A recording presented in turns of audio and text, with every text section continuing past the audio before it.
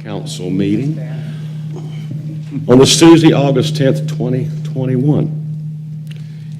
I'm going to call to order those in attendance. Albert Yance. Here. David Harwood. Here. Sue Sweeting. Here. Doug Matheson. Here. And Ms. Powell. Here. Okay, thank you. If you would, please, let's stand for the Pledge of Allegiance.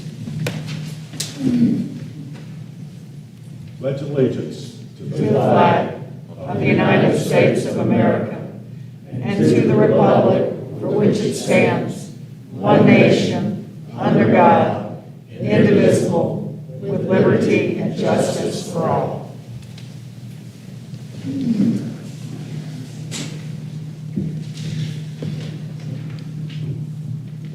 Okay.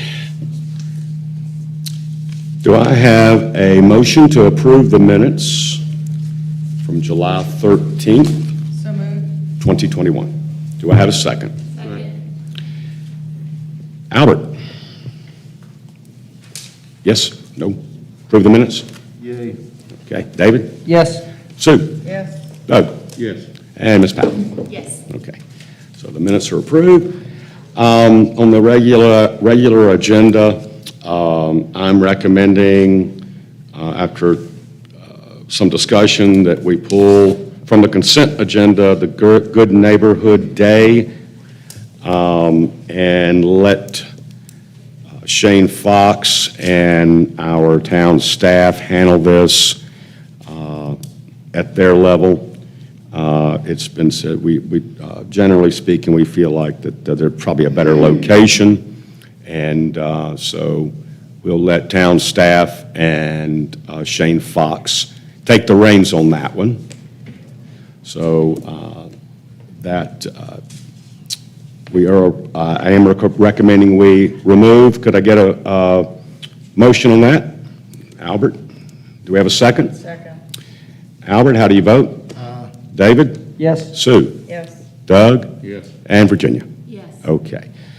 All right, moving right along, approval of the regular agenda with the removal of the Good Neighbor Day. Albert, you approve of the agenda with the change? David? Yes. Sue? Yes. Doug? Yes. Virginia? Okay. Regular agenda is adopted with the exception of the Good Neighbor Day being removed for staff to review. All right. Now, on the consent agenda, we have ABC travel policy, loan finance approval, and budget amendment 2021-07. Do I have a motion to approve consent agenda? So moved. Do we have a second? Second. Albert, how do you vote?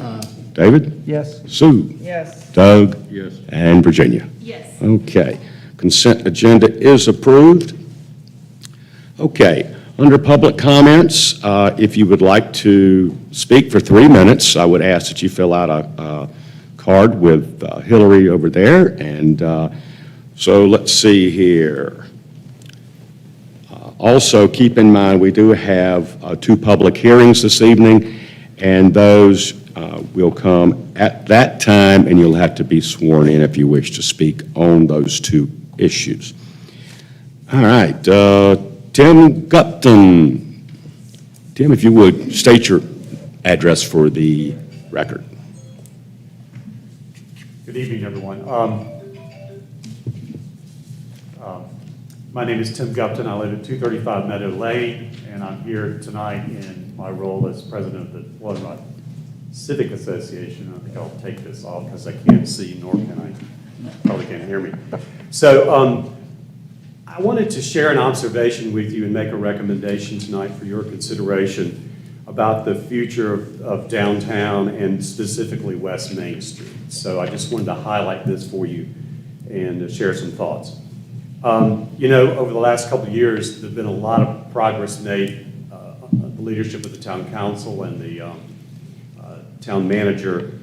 Examples include the strategic plan on the park, crosswalks, sidewalks, you know, Valley Boulevard vision. So a lot of progress, and including the upcoming report from Roger Brooks on tourism. So there's a lot of progress being made over the last couple of years, which is encouraging. And as you know, the planning board decided maybe 6 or 8 weeks ago to form a subcommittee to look at downtown density. And over the past 2 years, we've been encouraging and in conversations with Mr. Rothrock and others on the planning board to take a look at some specific aspects of the downtown land use code. And Hillary was nice enough to print and share with you a letter that we sent to the planning board on June 22nd with some specific recommendations. We had conversations with Mr. Rothrock about how we would help in any way or make suggestions, and we're happy to do that. But the real concern and point I'd like to talk to is Main Street. And I think we all agree that Main Street is the heart of our downtown. And so there's a challenge to balance preservation with progress. And I was encouraged by what Mr. Brooks said about authenticity is important for a destination for its residents and its visitors. So I think Main Street really does represent our authentic history and the attraction of Blowing Rock. So when you break it down, though, the future of West Main Street, in my opinion, or our opinion, is sort of the future of the downtown. And so if you look at the before and after pictures of 1150 Main on the screen, you can see the dichotomy of the current land use code. The 1150 Main and Pine project is a handsome building. It's a pretty building, but it's totally different than what was there before that had lawns and trees and setbacks. So, it doesn't conform with the recommendations in the comprehensive plan. So, I think without taking a look at those land use codes on the west side of Main Street, eventually economics are going to drive the replacement of, probably 5 more sites up and down West Main Street like this. I mean, just take Town Tavern, for example, is a substantial piece of property that would be a prime candidate for redevelopment like that. The Rumpel House probably wouldn't be because of the church, but the Martin House and things like that could fall to a redevelopment along this line. So the comprehensive plan, I wanted to quote a sentence out of it. It said, "Unique qualities of each area should be implemented, primarily oriented toward preserving setbacks unique to each side of the street." Well, we know east side is storefronts, and that's obvious, but the west side has a variety of setbacks and lawns and trees that we have the potential to lose. So I'm just asking you to consider directing the planning board to continue the work that they started in the subcommittee, because it's going to take a long time to wade through all this and make recommendations to the town. So, kicking the can down the road on this issue, I think, would be a disservice to the town in the long run. And it also dovetails with the recommendations coming out of Roger Brooks' study with respect to downtown. So it all kind of is converging at the same time.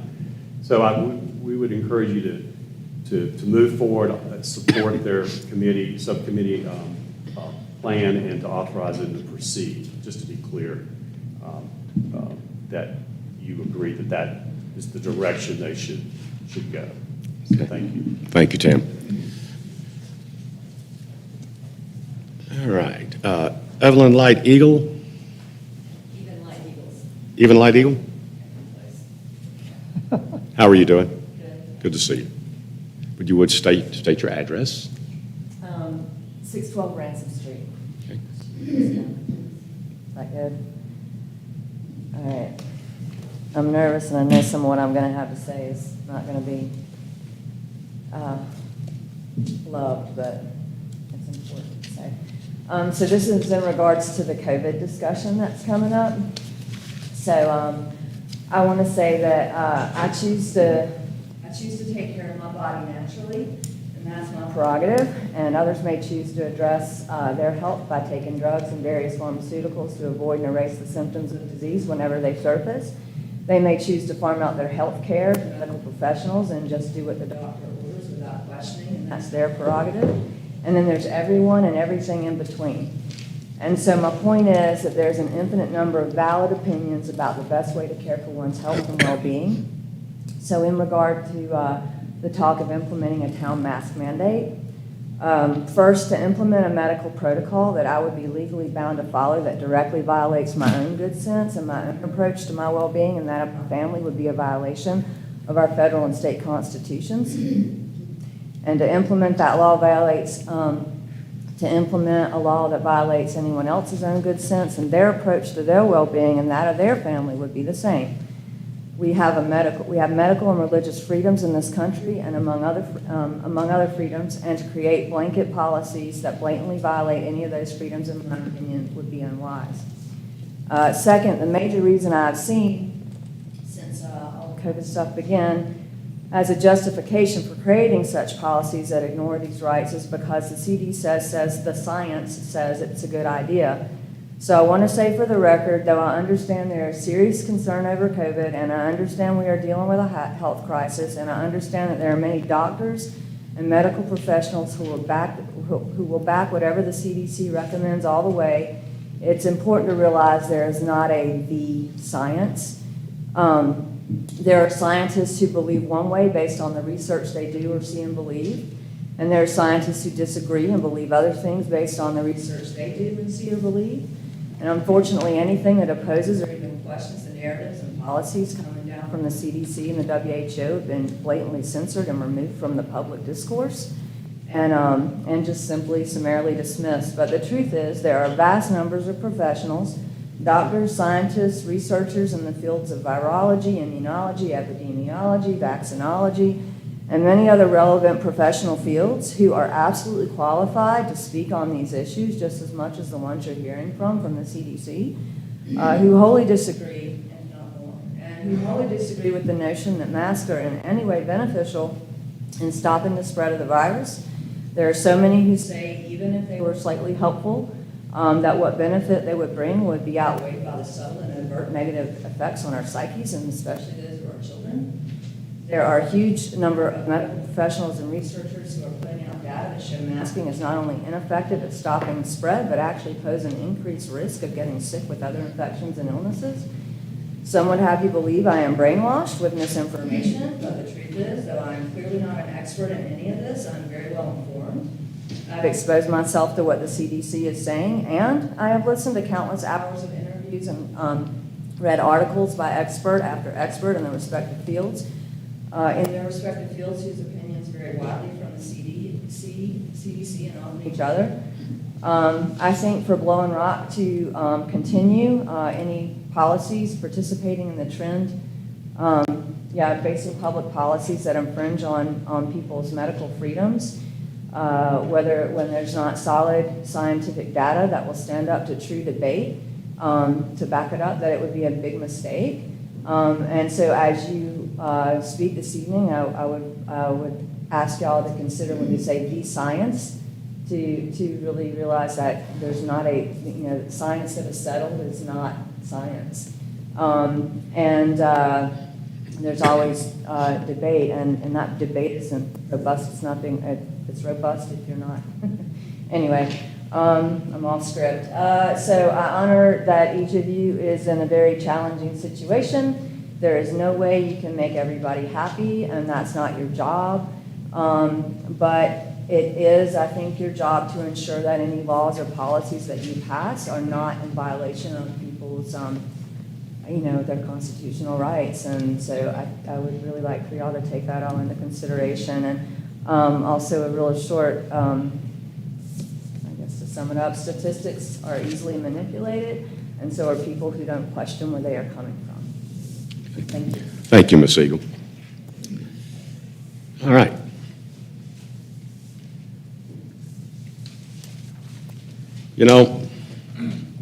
Grew up here,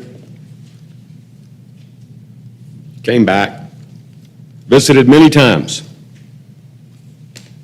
and an icon in our community was called Woodlands Barbecue. Where's Tracy Brown? Right here. Tracy, would you come up? Yes, sir. And, as we all know, Woodlands has been sold. And these people right here must be commended for the many years. Did you say committed or commended? Thomas, can we cut that mic off over there? Only part of it. But I'm going to defer to Tracy, but I think we all probably agree that Woodlands has been an icon. And as Mayor, thank you.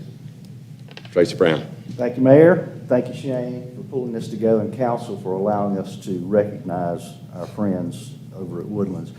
I have to tell you, it's sad to see you guys go. It's kind of bittersweet. I know you're ready to pass the reins, but I also know, I'm going to stay off script just for a second, that you are what I consider true North Carolinians. You are humble, you are kind, you are welcoming.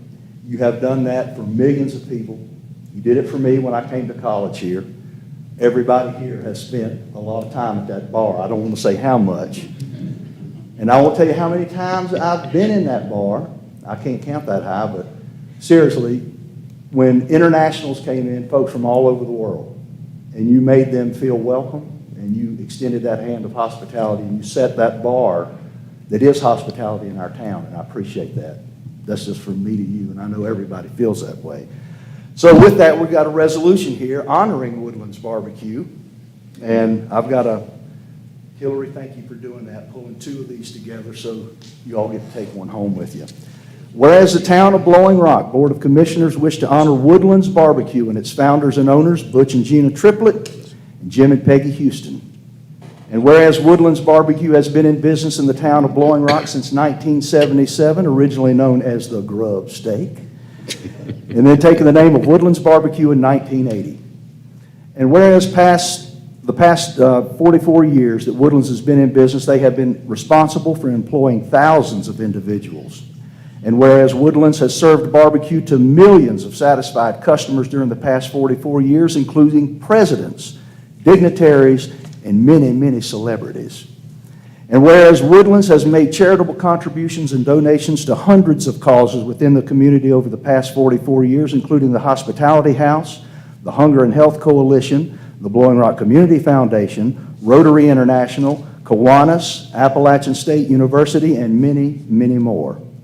And whereas Woodlands Barbecue and its owners, Butch and Gina Triplett and Jim and Peggy Houston, have contributed to the very culture and fabric of Blowing Rock for generations of locals and visitors alike. And whereas Woodlands Barbecue and its owners, Butch and Gina Triplett and Jim and Peggy Houston, have made a positive impact on the economy, culture, and lifestyle of Blowing Rock for over 4 decades. Now, therefore, let it be resolved, the Town of Blowing Rock Mayor and Board of Commissioners, town employees, past and present, as well as the citizens of the Town of Blowing Rock, wish to honor Woodlands Barbecue this 10th day of August, 2021. Everybody give them a hand.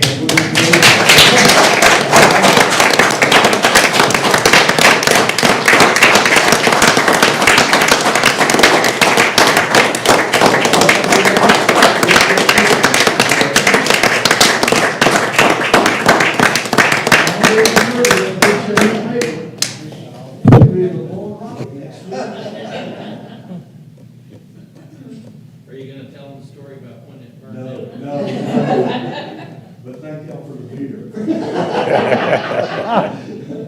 Thank y'all very much. Thank you.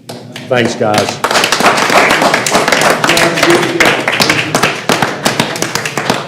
Hey, Jim, Everett Chevrolet wants you back here. Hey, Crossman. Tracy, thank you. Groovy nights, Miss John. It was never the same without you.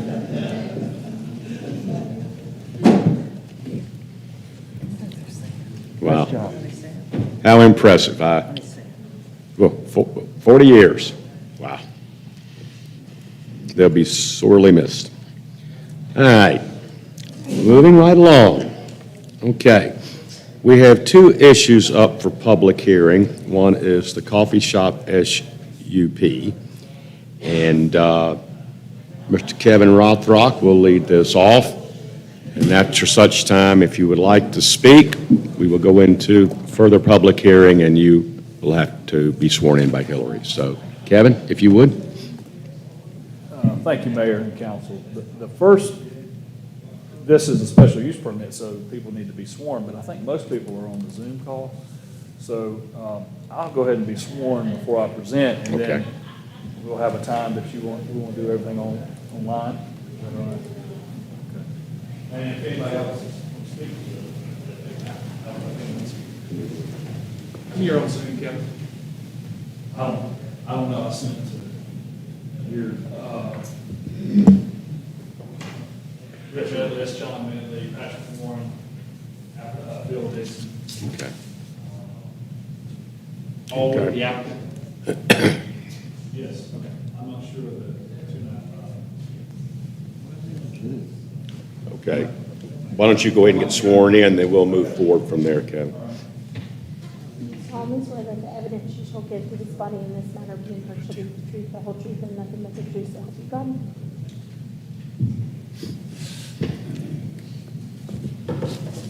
Are they, none of them are gonna speak, or they need to be sworn in, right? They will all speak, most likely. Okay. Let's look at that. You can if you want to. If you're ready, that's fine. We'll pull that up. If everyone on the call that plans on speaking towards the Viking Properties, the coffee shop, if you can unmute and identify yourself individually, we'll start with Patrick Warren, and you can always sworn in at the same time if you would individually say that you do. Do you I sol- apologize. Be sure you state your name. Okay. Before, I'm after you Patrick take the Warren, oath, if you engineer. would, please.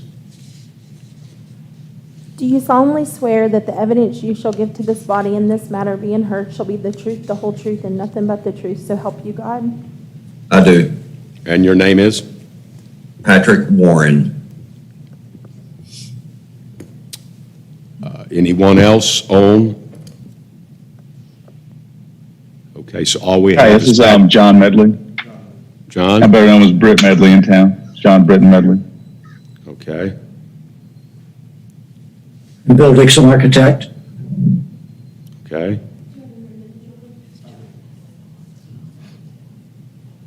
Who's the second one? Bill Dixon. Rick Medley, Bill Dixon. Do you solemnly swear that this evidence you shall give to this body in this matter being heard shall be the truth, the whole truth, and nothing but the truth, so help you God? I do. I do. And state your name, then say, I do. Bill Dixon, I do. John Medley, I do. All right. Thank you. Kevin? Okay.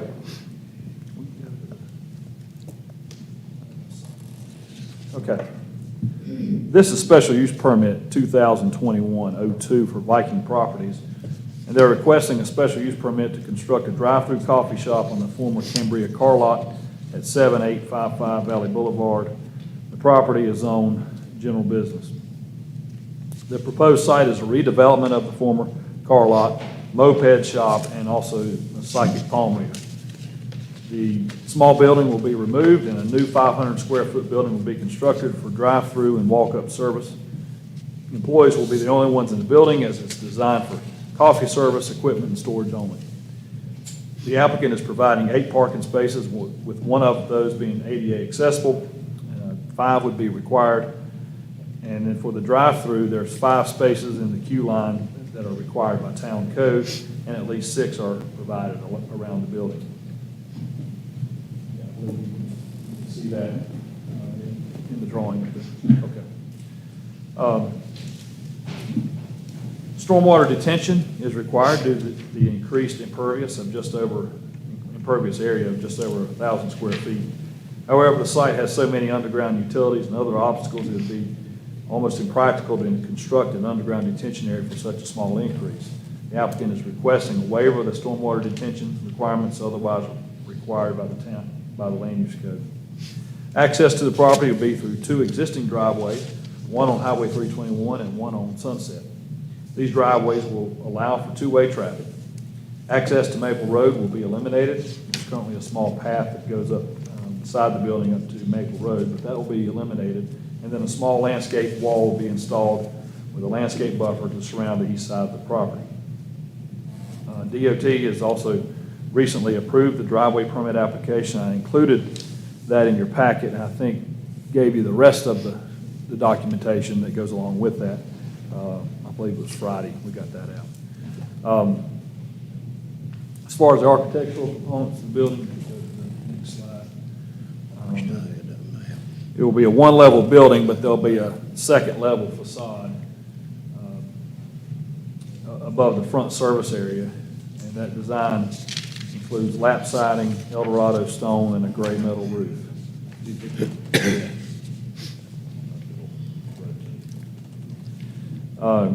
As I mentioned a few minutes ago, the applicant requests a waiver of that stormwater detention requirement due to the small increase of the impervious area of what's proposed here, 1,001 square feet over what's currently there today. The planning board met on May 20th, and they recommended approval of the special use permit with the following waivers and conditions. That the detention waiver be approved. Number two, the applicant incorporate any conditions related to the DOT driveway review process, and that the driveway access on the Sunset Drive be moved away from 321 intersection as far as up the site as possible. This latest site plan does reflect that move about the width of the driveway that was there. So they moved it about 20 feet. And moving it any further would make it impractical to be able to even get out of the site because of the slope issues as you go further up Sunset Drive.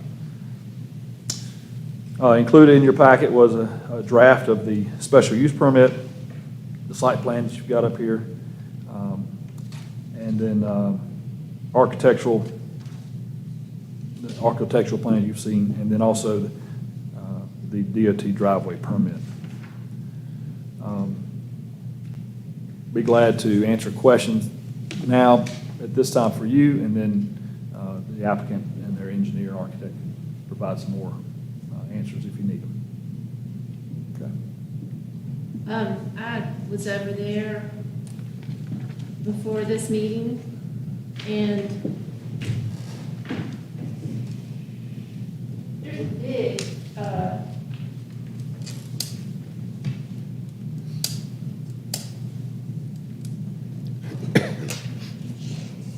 what is this? It's a storm drain. Is a storm drain? Yeah, it's a catch basin, there's that grate, so it's just for surface water. DOT put that in. Is that It gonna be carries covered up or what? No, that will be utilized, and stormwater will drain to that. That also carries a live stream coming down the hill from Sunset. Now, it may not be flowing very much right now. It's right in front of it. Is that on DOT right away? You see that on the plat I gave you? David, do you see that storm drain on that plat? I'm sorry, I should have, I guess I could I email these to you, Shane, and you put them up? Sure. I didn't think of that. You see it on there? I don't know what you're asking, I'm sorry. She's looking for a storm drain. Looking for the picture she took. And I So wanted it's just on the edge. just on the edge of DOT. Okay. Here you go, Shane, I just emailed it to you. Yeah, it's right there on the edge. It's right here. Oh, okay. So it's carrying a line. This is that culvert that carries the live stream. It's all the way down to the creek. And maybe today it had water in it, but the previous 3 weeks it probably didn't have it. But as Ms. Powell mentioned, that will remain, correct? Yeah, they'll tie in. They'll be able to collect storm water coming off the property right into that, yes. Does that tie into Chitola? Into what? Does it tie into Chitola? It flows to the creek. Middle It goes Fork. into Chitola, Yes. correct? Yeah, everything in this valley really goes to. 321 and all All that. of it, yes. Yeah, goes to Chitola. Here's that other, what is that? I emailed it there too, Shane. Okay. That's pretty big, guys. Looks like an old culvert that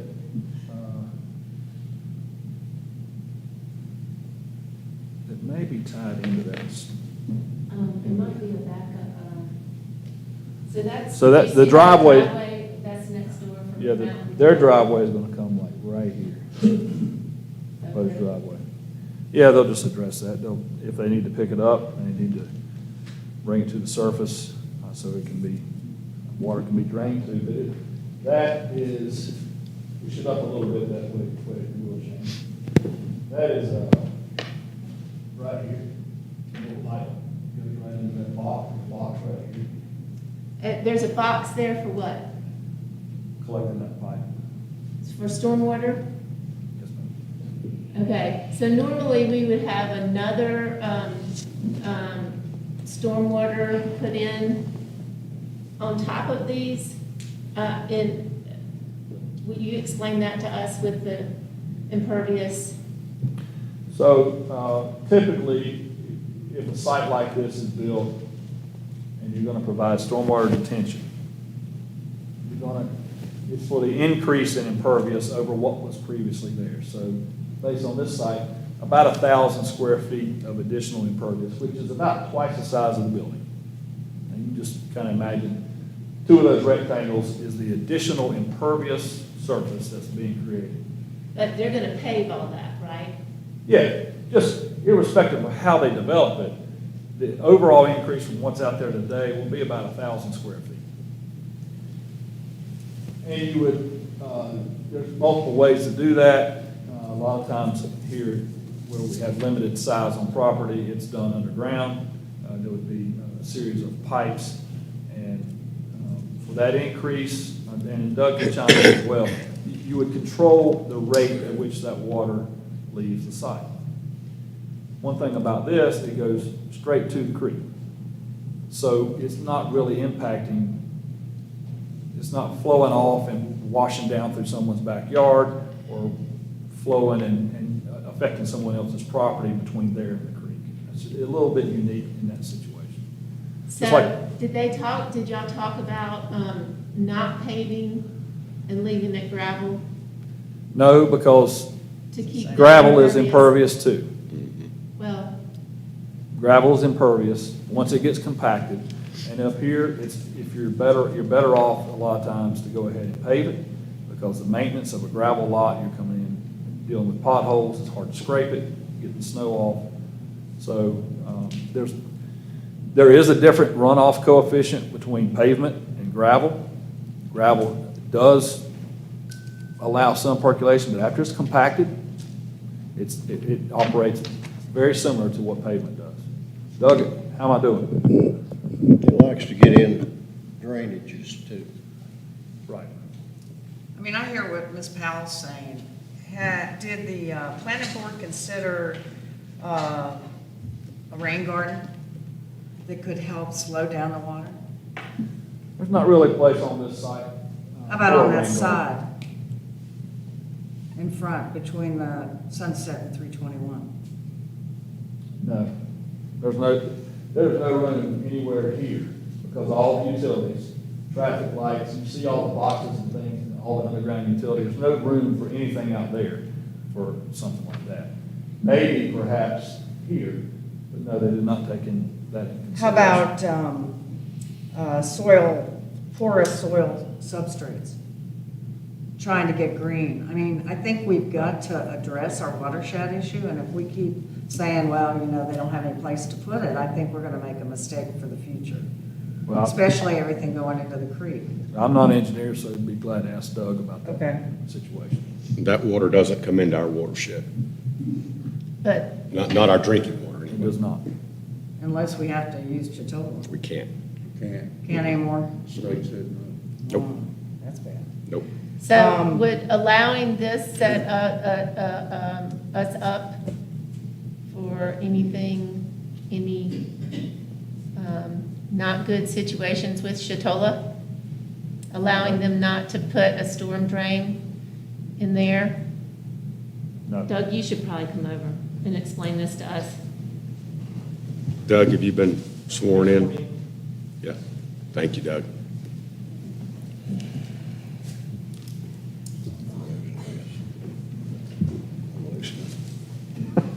do solemnly swear that the evidence you shall give to this body in this matter being heard shall be the truth, the whole truth, and nothing but the truth, so help you God?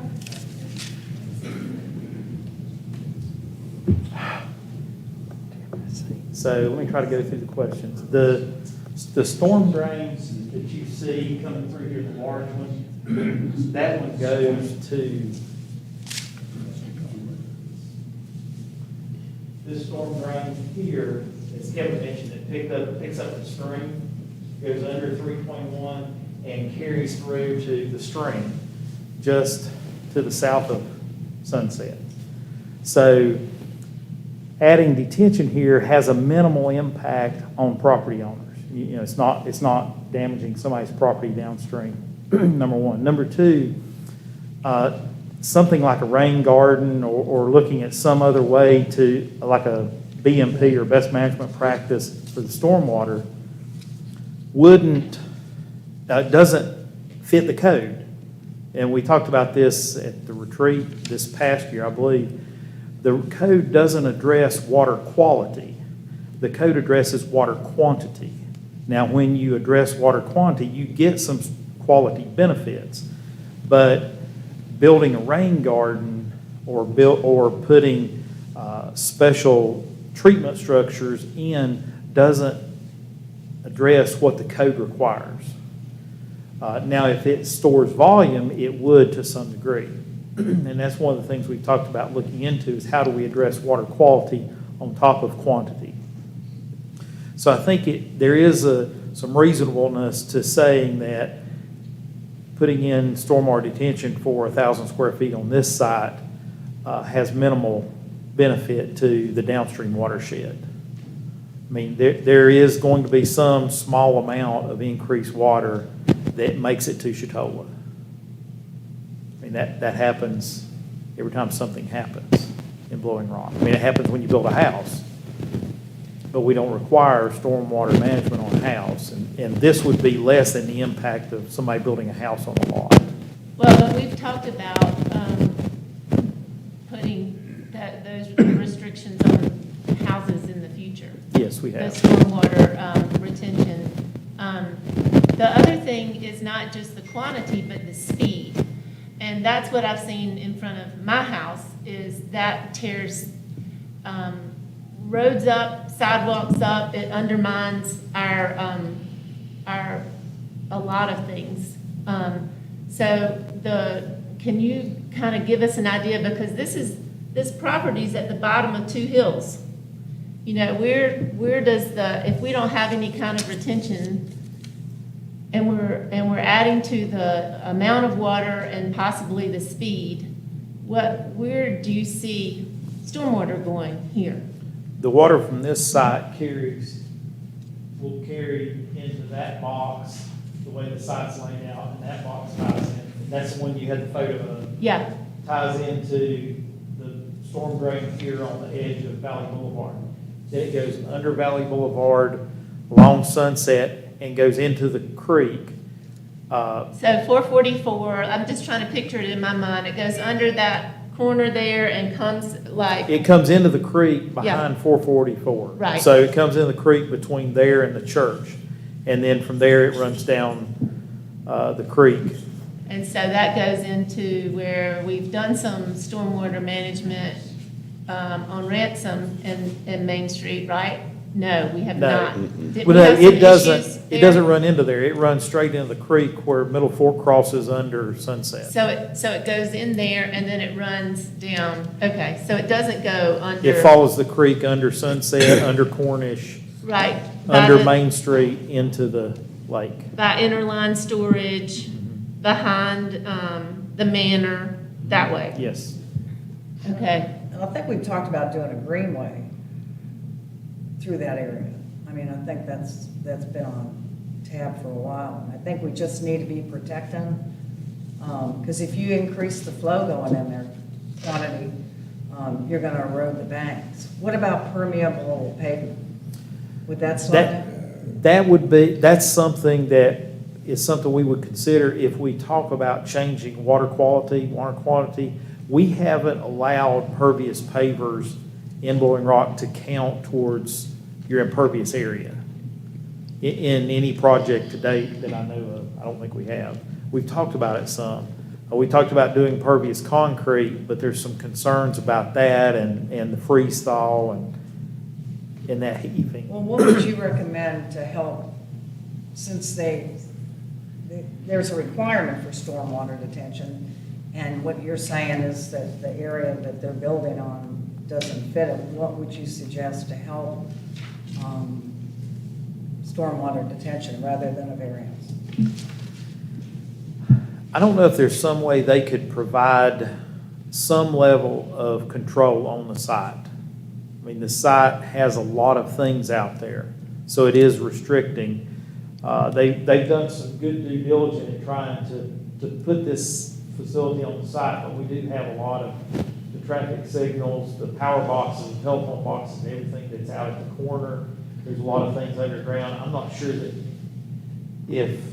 what level of due diligence they could do to do underground, and I don't know how the site could develop because it's tight and you've got the corners to work around for traffic patterns and everything else to make traffic flow through the site, how well they could do stormwater management. But that would be underground, it's just a tank underground, right? Yes, but wherever it outlets has to be low enough to drain it, because it has to drain at some point. It just drains in a controlled manner. So in your opinion, there's nothing they can do? Is that what I'm hearing? It would be difficult. I don't know if they've calculated what volume it would take. It's not going to take a large volume for 1,000 square feet. Yeah. So I don't know if they've calculated what that volume may be. What, you said, did you say, did I understand you correctly? You said there would be no more water here than a residential site? Well, adding 1,000 square feet of impervious area here is no more the impervious area that adds to building a house on a lot. Okay. And the water we're talking about right now that we're going to add to is piped. Piped, right? Yeah, it's piped from this point to the South Fork or the Middle Fork of the New River. Right. Where it crosses under Sunset. To that point. Yes. There's no flow on the earth that it erodes. Until it gets to the creek. Right.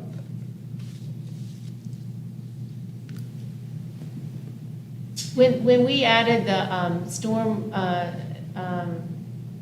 the detention on Chestnut, weren't we adding that in the middle of Pike? Aren't those some sort of catch systems that we were adding to slow down the water, or? That was to catch the water, not to, there was no detention there. There may, you capture the water Right. quicker, but it doesn't slow it down. It doesn't detain it. Or hold it. You're in corner of Boris and Chestnut where we bury a 4x4 or 6x6 box to help catch the flow and then release it down Morris. A little more control is maybe what you're referring to. Yeah, I mean, could they do something like that instead of doing nothing? That was sort of to dissipate energy. Right. And I'm not sure that, I don't know that there's a spot here that dissipates the energy. What you do have is you do have the flow comes into this catch basin before it runs into the large pipe. So I don't know if that catch basin doesn't look like it's large enough to hold much volume. What if we reduce the parking numbers that they have? If they had less parking, they could have less impervious area. Okay. Well, I have to say, as a barista for a year, that the parking calms me down because I expect this to be a very successful coffee stop for people on their way up the mountain to Boone or in town or whatever, and people can pull in these parking spaces if they've got a big order or a latte order, and it keeps them off of the highway, off of blocking the highway. So I'd hate to lose too many parking spaces. I mean, do you see what I'm saying, Sue? Well, except that they're saying it's a drive-through. It is a drive-through, but remember Comeback Shack and Starbucks and Krispy Kreme, how they back up on the highway? I don't know if you've ever seen that in Boone. I have, but they have parking places and it's still backed up. I really think you need parking spaces. And I a think couple that- of parking spaces is not going to add that much impervious runoff. And Well, furthermore, the- look at what we have there now. Well, you're catching all 321 that's going into that storm drain. Yeah, right over that's to the right. creek anyway. It's going to be no pun intended, but a drop in the bucket. Well, I don't think if you're a drive-by service, you need 8 parking places. So. Were they required to have how many, 5? Is that correct, Kevin? Were Is they that- required to have Is 5? that 4 plus the handicap? Is it, Because Kevin? one place it said 4. You gotta have one handicap, it's gotta be van accessible, so that's 16 feet wide. They've gotta have 5 total. 5. 5 plus. 5 total. 5 total. But they've chosen to provide 8, so, you know, they're gonna have a couple employees, maybe they have 3. The more employees they have, the more efficient they'll be. And my understanding, they were only gonna have 2 employees. Has that They changed? have 8, they can cram them in there, but, you know. Not up to us They to may say. have someone out serving to cars, you know, shoving. They may have someone preparing and cleaning, whatever. I don't understand. Whatever their business model is, what they run. Well, Well, could somebody define the problem that you and Virginia are talking about? Stormwater, Albert, What? storm water. I understand that. You talking about volume, speed, or what? Or both? They're asking for a variance to not contain I it. know what they're asking for, Virginia. That's what we're talking Okay, about. okay, all right. We have to rely on the engineers to tell us, you know, what they feel the quantity might be, and the volume, and the hydraulic loading, or whatever it might be. And we have just heard that the volume is going to be a small amount, and from what I heard, that the volume's going to be a small amount, and the hydraulic loading is not going to be that much greater than what's already there. I didn't That's- hear small amount. I heard 1,000. related to a residential site. Okay, That's what I heard. okay. Not small. Well, it could be a small house. Well, it could be a condo. I don't think so. Doug knows what he's saying. Well, I mean, I'll point out that a single-family house doesn't have to provide any detention. A single-family house does not have to provide detention. It's not a Right, requirement of the I understand ordinance. It would be a difference. I mean, I think it would be through the conditional use process, if the applicants ask for a variance, they ought to provide, you know, when they make their presentation, what their case is for that. Were there other options that they said to take this stormwater, or just, we don't want it? No, the reason is because of the difficulty of the site. It's a really small site, and if the front yard area was not, didn't have water and sewer, phone lines, everything buried, all the pedestal mounts and all the things that are going on, traffic signal and all that, they may have a little bit more room to do that. They will landscape as much as possible in those areas, but it's just the difficulty in getting something in, and then getting it into that, as Doug pointed out, that catch basin that we took a picture of, to get it in there, that's where it's gotta go, to get on that. It's a unique site, being that it's so small, and we're trying to make something. Well, don't you also have, like you said, you've got the stormwater line that's the town's coming through there, and you also have an existing water line that's going through there, correct? Isn't there a sewer line as well? And a sewer line. Well, there's a sewer line out in the street. It's in the street. There's also a sewer line that crosses, there's one that crosses the property from the little, my mountain home. It goes right through here. And their proposal was to take it around the building, but we're saying just connect it over here. Get it off the site. They're, from my mountain home, just take it right out to it. So they're going to move that sewer line. Yes, they're gonna take their private connection, go straight out. And then what about this pipe, Doug?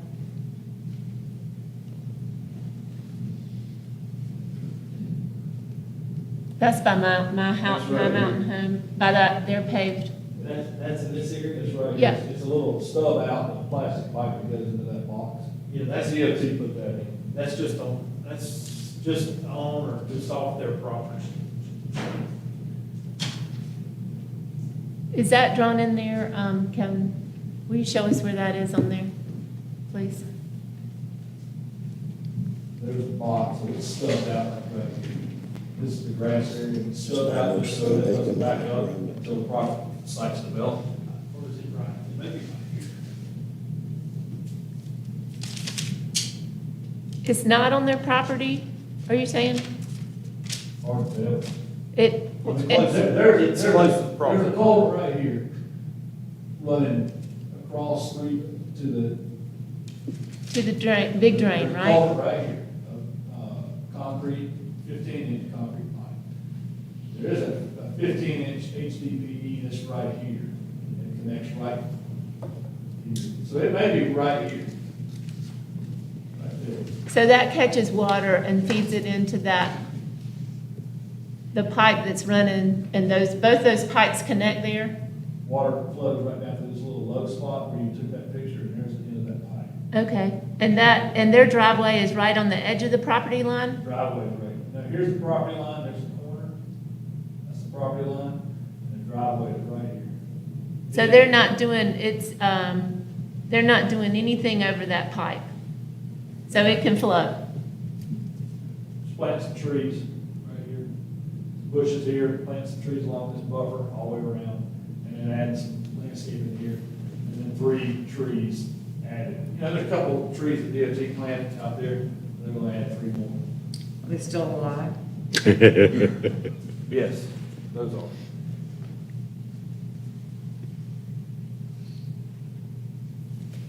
What are your thoughts, council? Is the applicant making a presentation? Any questions for the applicant? Yeah. Or are they going to make a presentation? Yeah, hey, this is John Medley. I don't have a presentation. I actually thought this would go much smoother. Sorry about that. I'm happy to answer any questions. I will just say that it is a very challenging quarter acre of a spot. And if there is all the work that has gone into this from Patrick and Appalachian Architecture has been over the course of a lot of 2020 and 2021. So there was a lot of thought into this to make this even possible. We worked with inches and, with the building to be able to fit it on the property so that it would house the things needed and for the traffic flow, and taking into consideration the stoplight and the traffic flow coming down 321, which was one of the reasons for the parking spaces, as Virginia pointed out. And we had some research into the Pacific Northwest and these type of coffee spaces in Sarasota. I traveled quite a bit, not so much during COVID, but just did as much research as I could to see how the flow works in these type coffee shops. And another reason we have a walk-up coming from Sunset with all the beautiful work that has been done on Sunset coming down there. If we could do more water retention, if we could do almost anything else there, I'd be happy to do it. But if there is a utility from the town or the DOT, it is located on this property. It has about everything you could think of. So I think we've done what we could do. And I just want to point out, when we talk about impervious surfaces and what we're increasing, as Kevin said, I have a lot of other commercial properties and I'm charged the same tax rate for gravel as I am for concrete. It is considered impervious in most places. There is a lot of gravel there, as it was a car lot, a Vespa Place, and obviously a psychic shack at one point in time, we call it. But it has a building now, and it has concrete pads now, and it has gravel compacted now. So really, we're only increasing the size of the building, 14 by 36. What's there now is about 12 by 25 with an addition on it, and some concrete pads for the building, as well as handicap parking and some other type pad that was there. And again, with all the gravel. So as far as increasing or decreasing the permeability of the soil, I don't know that we're doing a tremendous amount. Certainly not my objective. So just trying to beautify that corner as best I can. Mr. Medley, this is Sue Sweeting. Do you own any other property in Loner? I own the one beside it. What was the Scotchman? The plans for that are not complete yet. There's a lot of things up in the air with that. With COVID, kind of slowed it down quite a bit. And then I bought this property. As you know, Sue, I've constructed some other properties in Blowing Rock with a partner on Ransom Street. And I am partners in Ball Guy Coffee, which is what this would be, which we rent a space in the Martin House courtyard area. And then I own about 50 acres off the Blue Ridge Parkway where we live. Do you own the horse trailer that's sitting in front of your Scotch building? I do not own the horse trailer sitting in front of the Scotchman, no ma'am. Do you think you can have it removed? It looks like it's mobile to me. I do know who owns it, and it was supposed to be there for the weekend. There's a fellow vendor in town, it's the people that own the speckled trout, asked if they could leave it there for the weekend during the horse show. I didn't really see a problem with it, so obviously the weekend's gone by. I get a lot of requests, Sue, for things to happen on that lot, and most of them, the vast majority of them get turned down. I don't know how people find my number, but I get asked a great deal of things. Well, if you could have that removed, we would all greatly appreciate it. Sure, I had the Psychic Jack sign removed, so that was my thing. I was really looking forward to that. Let's see if we can get back on track, okay? So what is, you have your engineer online, what is the case for the variance of the stormwater detention requirement?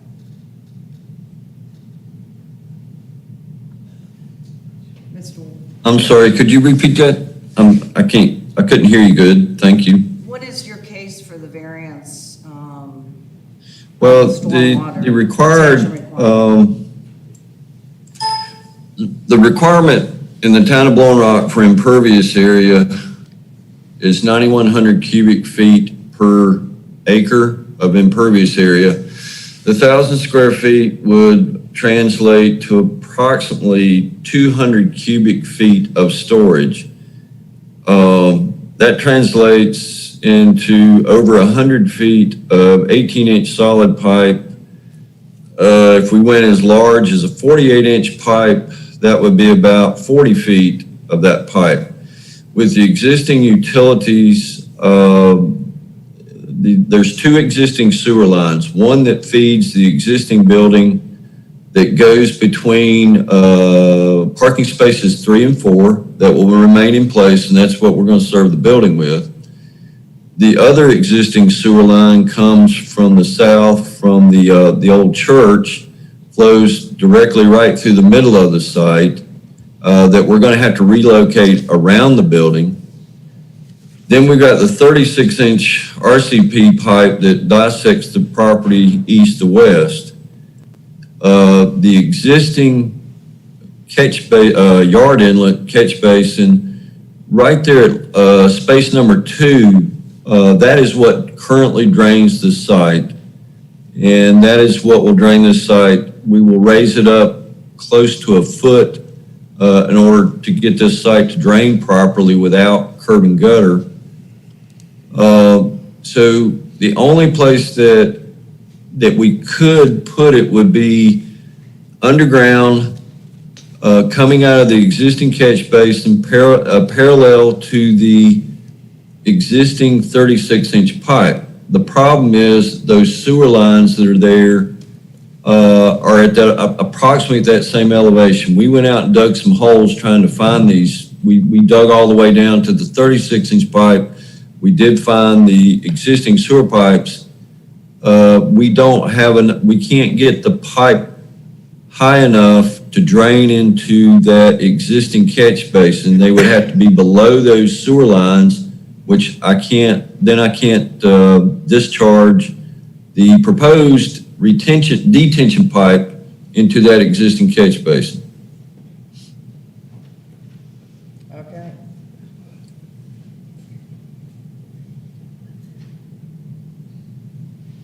That parking, Mr. Warren? Yes. This is Virginia. That parking, I could be looking at this wrong, but parking space number 2 is not covering that that drain, is it? No, that is a surface drain. It would just be incorporated into the pavement. It'd be like you see a grate in the middle of a parking lot? Yeah. Yeah, that's what that would be.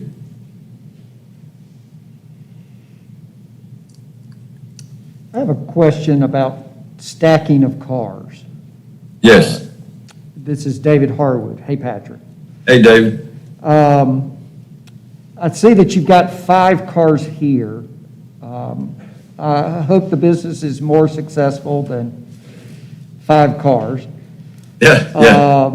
What happens after 5?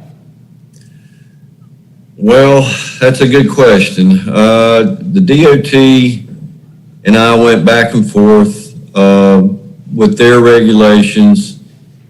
And at the end of the day, David, they did dictate that we put the menu board on the other side of the building. And in my opinion, if the DOT did not feel this was a safe site, they would not have issued the driveway permit. So their regulations only look at more of a fast food type establishment. And this is a little bit different from that it will not, should not be stacking people back out into 321. However, we would be open for a condition that, I talked with Bill Dixon earlier this afternoon that, we could put up some signage that people would be required to go around and park if, not to block 321. And we could come up with some language for that signage with staff, with Kevin. They have that at Comeback Shack and, yes. Yeah, cookout. Another one in the north. So can I address that a little bit? This is John. I would love for you to address it. Thank you. So part of the planning in this and visiting other sites and not just having a window, it'll be a doorway. And there's quite a few sites like this, sort of a newer thing. You see them at Chick-fil-A doing this. So there'll be like runners that can come out and take orders down the line. They won't just wait for them to come around to the window when it's busy. And then if it's busy, even if they have an order that's detailed or difficult to make, they'll be asked to move to a space, which is really why we got as many spaces as we did. So that they'll just be asked to move to a space and be brought to their car and they can move on. And so it won't just be pulling up to a window, you wait there to get your coffee. That was never really the idea. And then also there's a walk-up window in the front. And can someone elaborate what the DOT requirement is for stacking? I know what our town is, but what DOT's is. DOT has a stacking of, for a fast food drive-through, they have a requirement of 7. 7. And what you've indicated here is 5 to the menu board. Yes. And those vehicles are, by my scale, comparable to like a Honda Accord. About 16 and a half feet or so.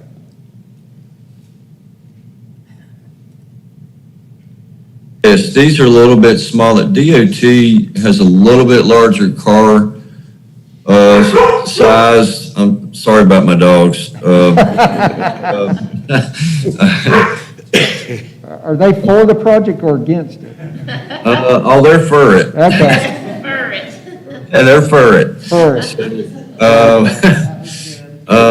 So their requirement is over, it's 25 or 26 feet per vehicle, David, and I don't think that's realistic for something like this.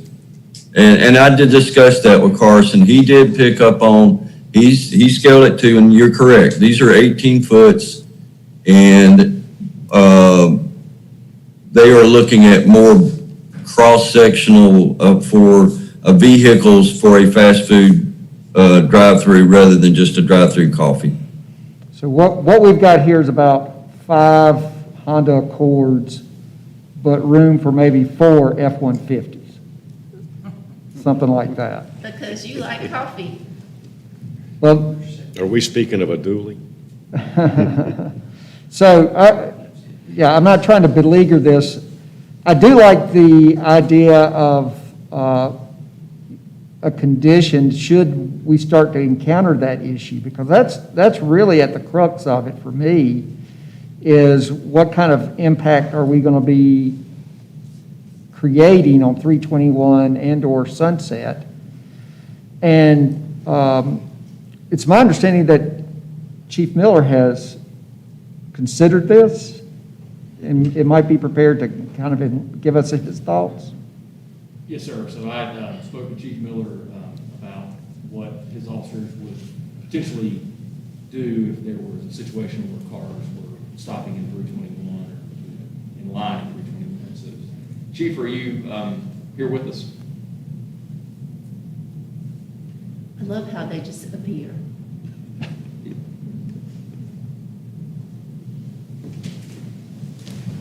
He was here. I apologize. He's probably getting coffee. He's coming. So in the meantime, Mr.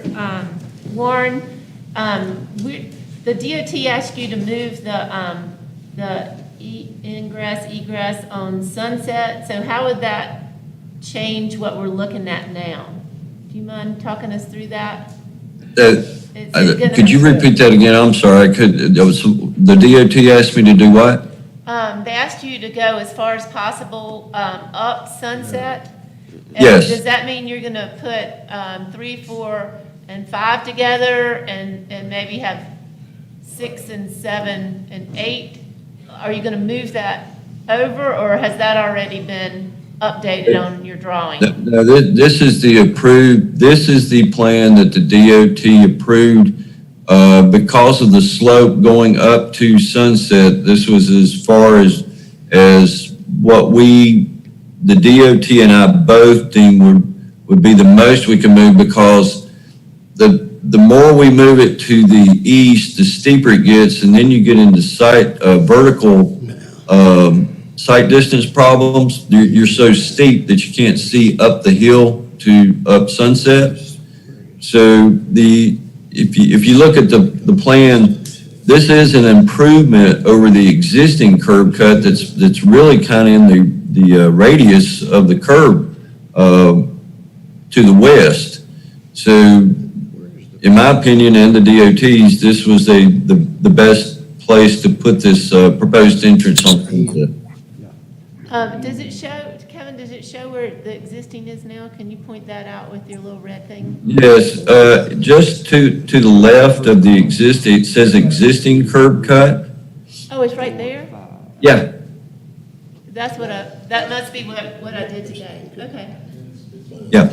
And on the 321 side, that is a wider entrance now, and we'll be moving it to the south just a little bit and closing that off, making that not as wide. Mr. Warren, Sue Sweeting, did you ever consider one ingress and one egress?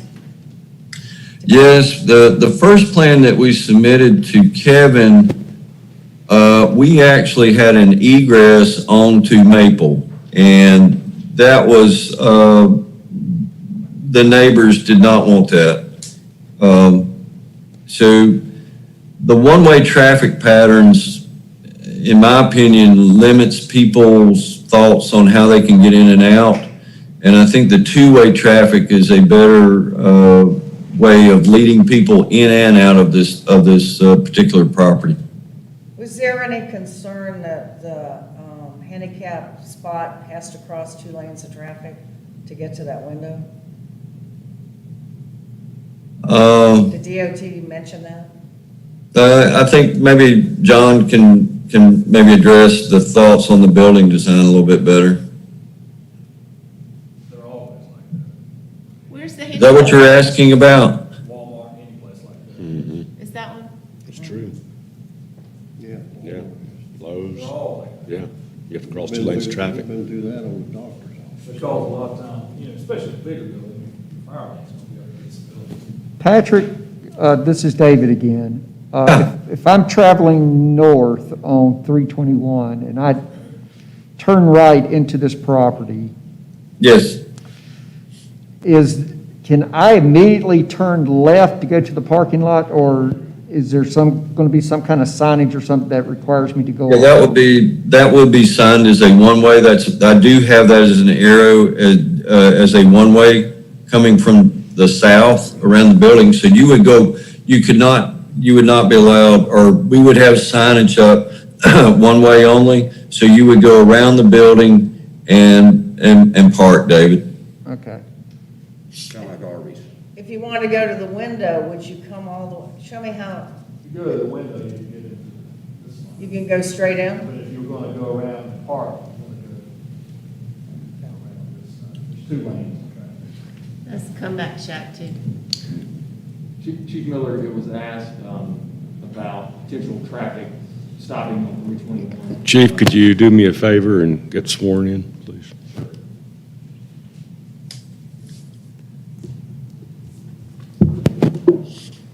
You solemnly swear that this evidence you shall give to this body in this matter being heard shall be the truth, the whole truth, and nothing but the truth, so help you God. I do.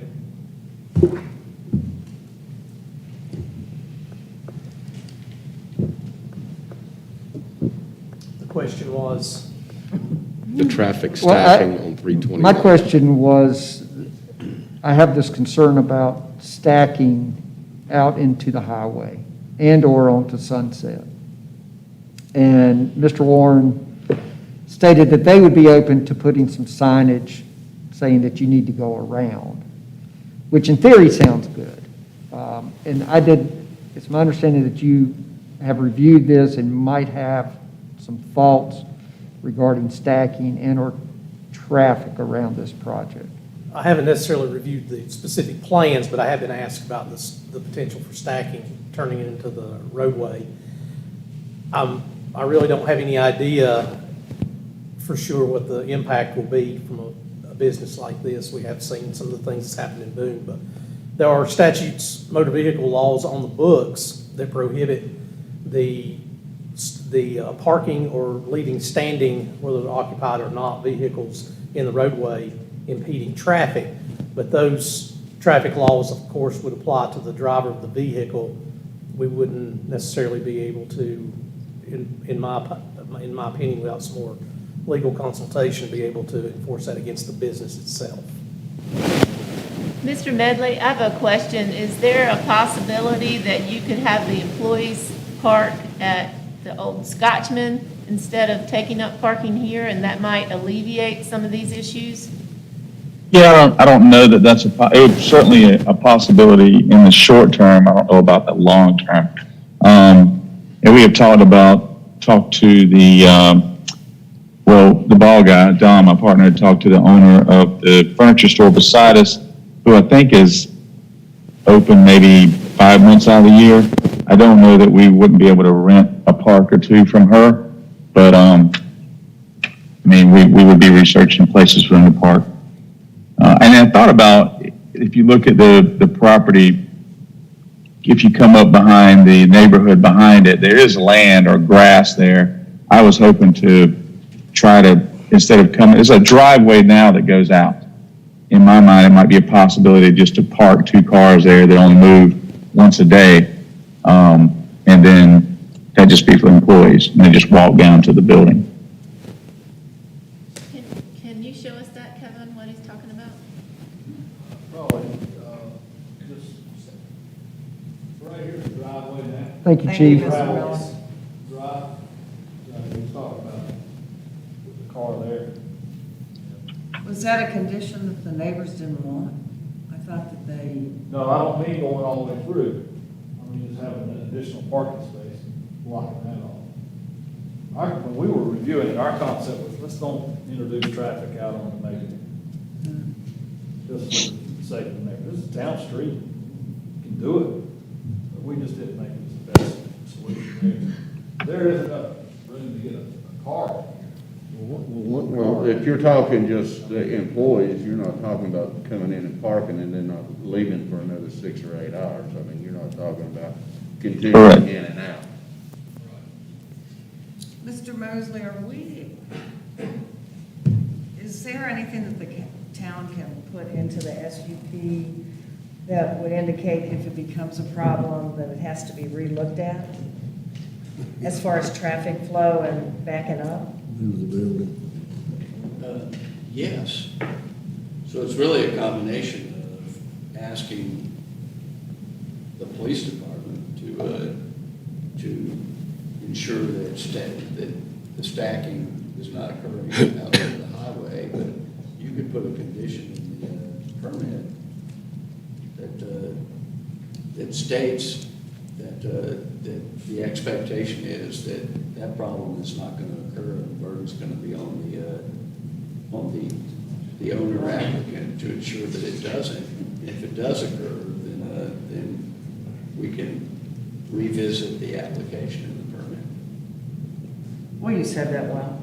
Well, and I think he mentioned too that he was willing to put a sign out on the highway also advising not to impede traffic, correct? Well, we've got no speeding signs out there too. Yeah, but if you're gonna have somebody enforce and give a ticket, you ought to at least have a sign there that says you can't do this. Or do not stack in the road. Yeah. Where they may have to go on, or go around the corner, or do something else, or pull into the side of the queue line. Just some We can't even indication. control the speed limit out there. So, Mr. Medley, I understand this is coffee service only. Could you define coffee service only?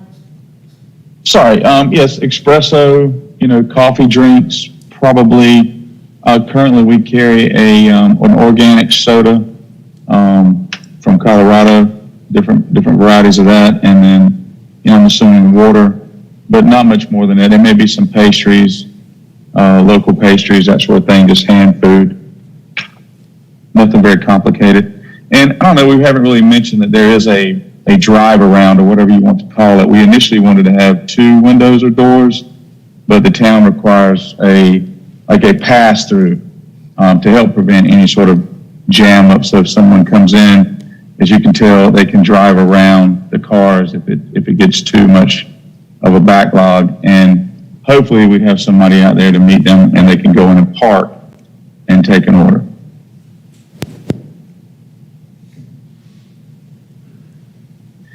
But the plan is not to have anything very complicated, if that's what you're asking.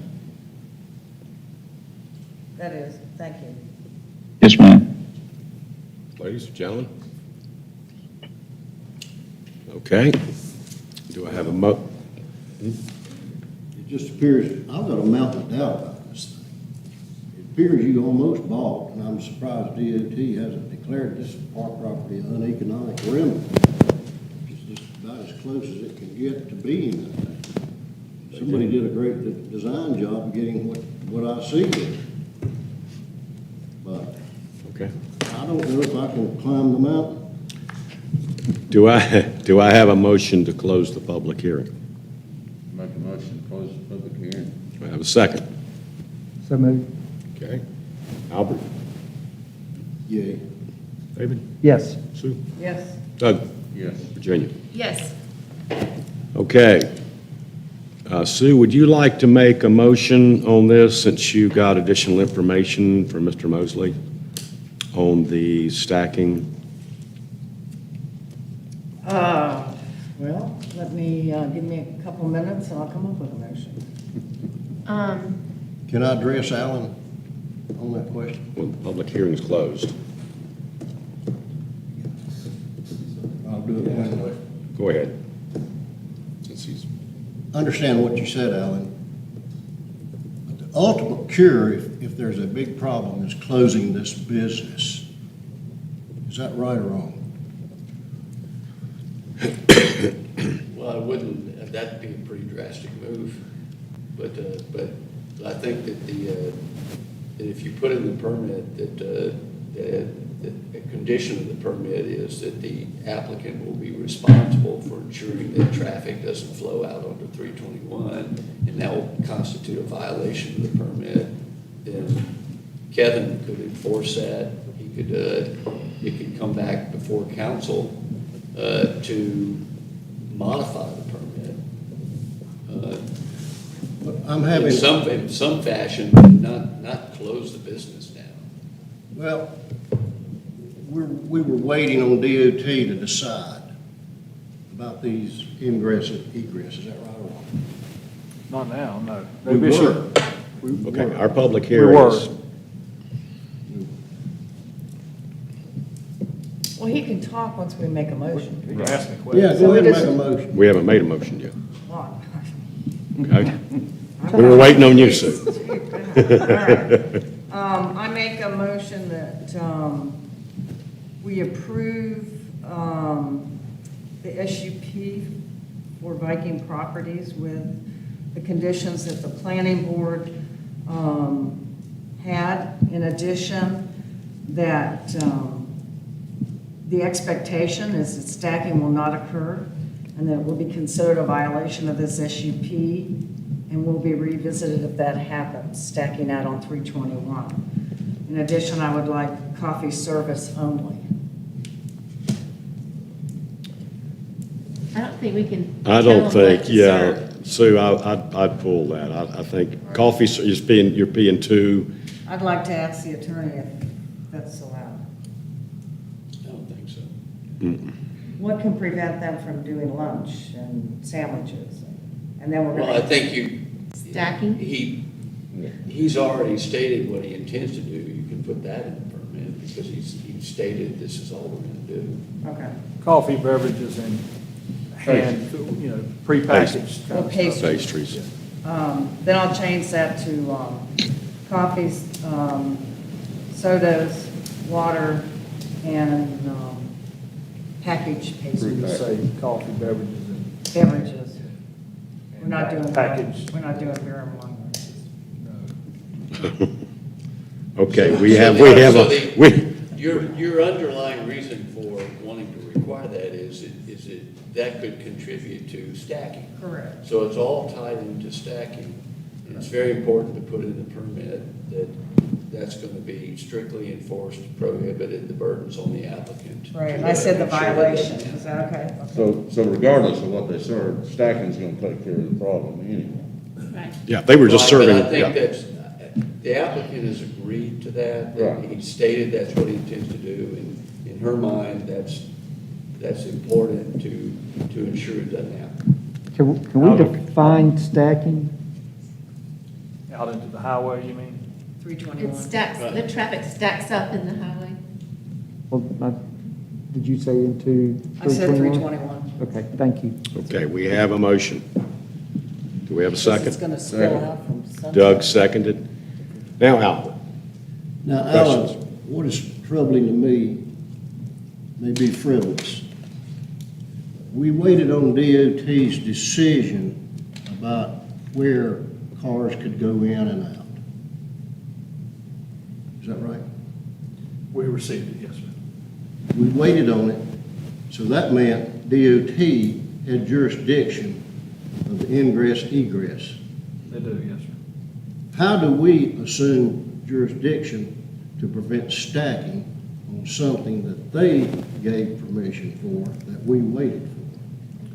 I think, well, Alan can chime in, but you can apply reasonable conditions to a special use permit. If you have an idea through the review that there could be problems with vehicle stacking out into the highway. But Can Alan, go ahead. Alan? Their jurisdiction would not be exclusive with respect to the concerns that have been voiced about stacking. That answer your question? Well, it's a good answer.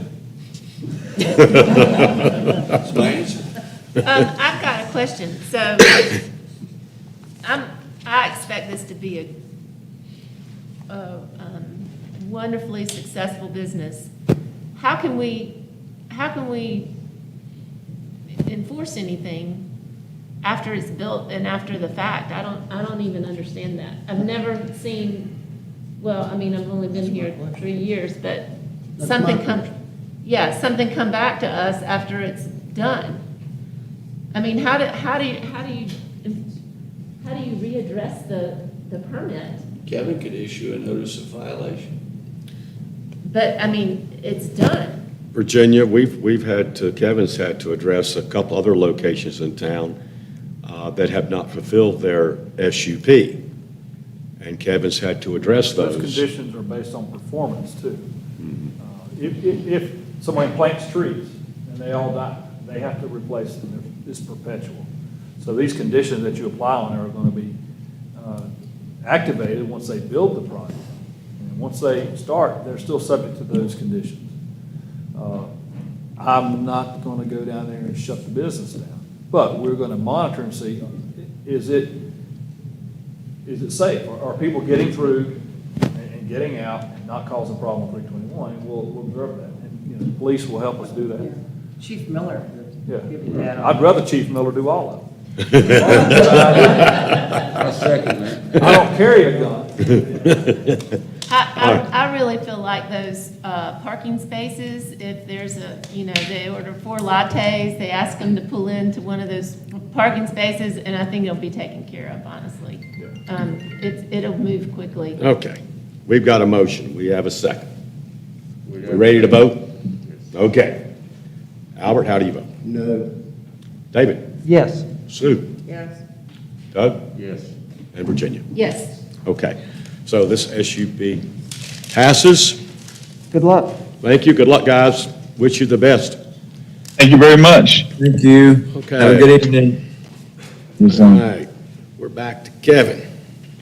Planning Board Ordinance Changes, 2021-09.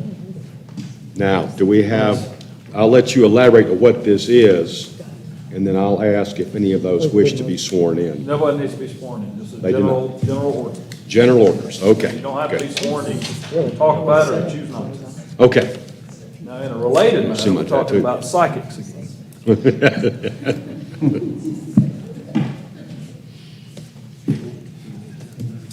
Okay. This is, ordinance number may have changed. Is it 9? Should it be 9? Okay, she keeps me guessing. So ordinance number 2021-09. One of the recommendations of the 321 Vision Study was to examine regulations for psychics, tattoo parlors, and arcades. There's some consensus that there should be regulations on the placement of these types of land uses, or to even prohibit them entirely from the town of Blowing Rock jurisdiction. Attached, please find draft language in that ordinance that would prohibit psychics and palm readers from the jurisdiction, as well as tattoo parlors and body piercing studios. Draft ordinance also limits arcades to be an accessory use of general business as a special use. In both tables that have been provided, the new highlighted text is underlined and the previous language is struck through. At the July meeting, Planning Board made a recommendation to approve the draft ordinance as presented. So in the draft ordinance, I have listed under office, clerical, and research and services, 2 use categories. One is tattoo parlors and body piercing studios and establishments. Listed it as a use group, did not assign it as a permissible use in any zoning district, and did the same for psychic reading, palm reading, card or tea reading, fortune telling, or similar services. I just pulled that from some other jurisdictions that do something similar. Actually, they don't prohibit them, they just call them out as a use category and allow them in one of their jurisdictions. And then one of their zoning districts. And then on the second page of that ordinance, reworded the language about arcades. It was called an establishment where 3 or more video games are available for the use of the public. And then I changed that to be arcades as an accessory to a principal use. So not standalone, you can't just have an arcade under this ordinance, but that they could be accessory to, as Bert wanted to do at one time, he wanted to have the restaurant have arcades as part of that. So, and that would be as a special use permit in general business. It's currently already allowed in general business, and so that draft ordinance was put together. Planning Board reviewed that last month. Let me ask you, Kevin, if this came up, This would fall under the SUP category, would it not? Yes. Okay. The arcade. Or any of this would have to come in front of the council. Yeah, for arcade. The others are The not others. allowed. The others don't would have not. to use. Not allowed. I mean, don't No, have- yeah. What about strip bars? Totally different subject. Why? It's already in our ordinance, and it's allowed in general business. What'd she say? But there are other distances from that establishment, from churches, from residential zonings, from schools, that further restrict where that can be placed. And we've got a whole ordinance on those establishments. And everybody's okay with that? Seems like that could be added with the arcades as an accessory No. to principal use. I mean, so a restaurant couldn't allow a strip bar also? Our code is Strip what? Or, Yeah. Albert. There's, It's not allowed. that code was written It's before I was already in here, and it follows general That's statute. already there. So, It's pretty shut down, is what you're saying? yes, by law, in North Carolina, you have to allow a place for it in your ordinance. Doesn't mean that it can't be so restrictive that it would be almost difficult to find a place for it. That's But it is protected, along with mobile homes are protected, and some other things too. That's how you get around restricting trade. Okay. What do you think, council? Albert? Y'all good with the changes? Do I have a motion? I make a motion that we approve the draft ordinance as presented to 2021-09. second. Okay. Albert, how do you vote? Wait, just real quick. Yes, ma'am. There- Sorry. These are not protected classes like strip bars? Okay. Albert? Yeah. David? Yes. Sue? Yes. Doug? Yes. Virginia? Yes. Okay. All right, changes passed. Thank you to the planning board. You want to take a break? I have a request for a 15-minute recess. Thank you. Okay? Is that Kevin? Thank you, wanted to Kevin. recess? We'll recess.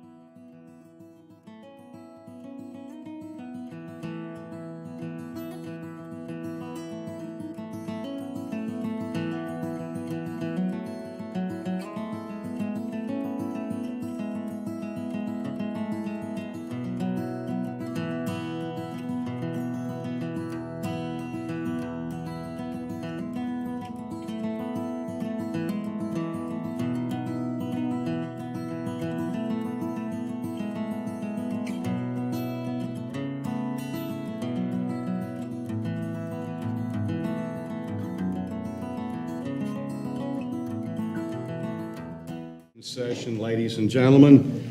Okay, this next one is Mr. Shane Fox addressing road failure on Valley View Road. Thank you, Mayor. It has been requested by Public Works Director Pat Blackburn, who is here in attendance, to approve the necessary funds to repair road culvert failure that has occurred at Valley View Road. The failure is due to the structural failure of an existing road culvert. Doug Chapman is here as well to present several pictures and discuss the process that we have gone through and obtained several quotes for the repairs and offer an explanation of perhaps why the failure has occurred and what the repair will entail. So with that, I would ask Doug if he would to come up, and I will, while he's speaking, share some photos that we have of the site itself. We've made, good evening, Council Mayor. We've had several different paving projects over the years. One of the ones that we had planned on paving was on Valley View. We had planned on paving an area that was cracked and had a little bit of alligator effect to it. By the time we got the paving ready, the slope had failed. And this was beginning to fail in this area. So we looked at the situation, and the cause of the failure was a drainage issue. And I don't think any of the photos showed, but when you look farther up the road. Oh, there it is. Yeah, that's where the culvert is. The culvert wasn't the problem. The problem was that the water running down the ditch line on the opposite side of the street, the ditch line had filled up and the water started running across the road. And it hit the area where, near the cracking, and this is the area where it ran off the side of the road, and it just started washing away in some of the heavy rains. So we looked at it and didn't include it in the last paving project because it wasn't a paving project. It really was a road failure issue. So looking at it late this spring, early in the summer, we met with Public Works and we came up with a solution. Go to the one that has the culvert. You can't see the bottom in this photo because it falls off sharply past the end of this pipe, past the phone and the power lines that are in here. So what we will do is go in and excavate that area and take the gabion baskets, which are wire baskets that fill with riprap, and build up the base so that the road will be solid and the shoulder will be solid. It won't be wide, but it'll probably end up being maybe a 3 or 4 foot shoulder in that area, and a length long enough to hold that in place, and then the road will be paved back. Do you put it up under that lip of the road? How does that work? You have to excavate it out, and it will go back under the road. I think we did a 12-foot basket, and we will replace this culvert. The culvert's not failed completely, but it is a metal culvert. By the time we dig this out, we might as well replace the culvert. And then we will put a drop at the end of it so the water doesn't come out and fall at the end. It'll drop in a box and then come out the bottom. So those baskets will go back under the road probably about 3 feet. That way the weight of the road helps hold the baskets in place. So we will excavate half the road to get that in. So the road will be half closed for that period of time. It'll probably be a couple of weeks all total. And we solicited prices from 4 contractors. We received prices from 4 contractors. The lowest of which was from J.W. Hampton Company, and it's $60,770, something like that. I left my papers in the conference room. And we had talked about contractors of the pricing earlier, and the prices that we had looked at, I think it was maybe last year, was even higher than that. So we feel pretty good about the pricing that we received. We got 4 bids. The highest one was $99,000. So they ranged, of course, from $60,000 to $99,000. Who owns that property where the culvert goes down? I'm not sure who the property owner is. So it's there. not us? No, it's not town. The town just owns the road. And the residents are worried about those cables. Will they be buried by? The cables will be buried, but they will be on top of the baskets. Right, okay. They're just not gonna be exposed. Right. Give you a little history. This was brought to my attention a year and a half ago, right before we had the COVID issue start up. And addressed it with Shane, and then, of course, everything came to a dead standstill. And I rode out there and looked at it before, and it's definitely So a if- safety issue. So if the runoff from the road caused it, what are we doing about addressing that runoff in the future? Well, the town has already went in and excavated the ditch, so the ditch line across the road works. So the water's running down the ditch and into the culvert It like it's wasn't getting supposed in to. the culvert on the other side. Yes, it was running across the road. The ditch had filled up. It was running across the road and sheet flowing across, run down the edge of the grass on the other side until it got to a point. And unfortunately, that was the point where the culvert was, and it washed away. It's a bad point, had a lot of rain. Have we looked at replacing the culvert all the way over across the road? Yes, we will replace the culvert all the way across the All the way road, across. yes. We did similar on Wonderland Trail one time, didn't we? On Cotton. Yeah, with the road slid. Yeah. No, you're talking about We've done several different places. For some reason, I'm not thinking down about at Chip, that one. just below Chip Monica's house. Yeah, Yeah. except I think it was worse. Do you need a motion? Yes, we need a motion. Make a motion. I was just add J.W. Sorry. Hammonds, who's also just completed our drainage work on Chestnut and Morris as well. So just for reference for the contractor themselves, that's who did our drainage work on Chestnut and Morris. Yeah, I saw them out there. Make a motion? Well, can we, Nope. can you enlighten us on how we're gonna pay for it? Yes, so we proposed paying for this out of fund balance. So we, at last meeting, and in your packets last month, Nicole Ms. Norman had projected our year-end fund balance additions to fund balance. And so we're proposing using a total of, I believe it's $73,000. That does include engineering and contingency of $6,000. She gives us $73,000. And that is included as part of this motion. I'd ask you to approve that budget amendment as well for us to move forward with the funding of that. So it's the budget amendment 2021-10. Make a motion to approve? Second, presented. we have Albert seconded. Any further discussion? This can't come out of our infrastructure money, can it, Shane? No, ma'am. Okay. No, water and sewer only. The ARPA money, the ARPA money is really, infrastructure wise, is tied to either broadband or it's tied to water and sewer infrastructure. Thank you. Okay, we have a first and we have a second. Albert? It has to be done, yay. Okay. Yes. Sue? Yes, and those people will be happy. Yes, they will. Doug? Yes. And Virginia? Yes. Okay. So, road failure passes, repairs, budget Do amendment you to have a make that timeline on happen. that? Just because that'll be the next question on here. Yeah, next week? So maybe by October, November? Yeah, good. Yeah, well, yeah, that's a good point, Sue. Will it be done before winter, you think? It should be, I understand they should be. That'll be better, before winter. Yeah. I'll give you a little, okay, thank you. Thanks, guys. All right, moving right along. Ooh, town council meetings. Time length, go for it. Absolutely, thank you, Mayor. It's been requested by yourself, Mayor, and several members of the town council after our June meeting, I think, is when this request began, to adopt or at least discuss adopting a town policy to establish a time in which to conclude a regular town council meeting. Currently, the Boiling Rock Town Council meets every second Tuesday at 6 p.m.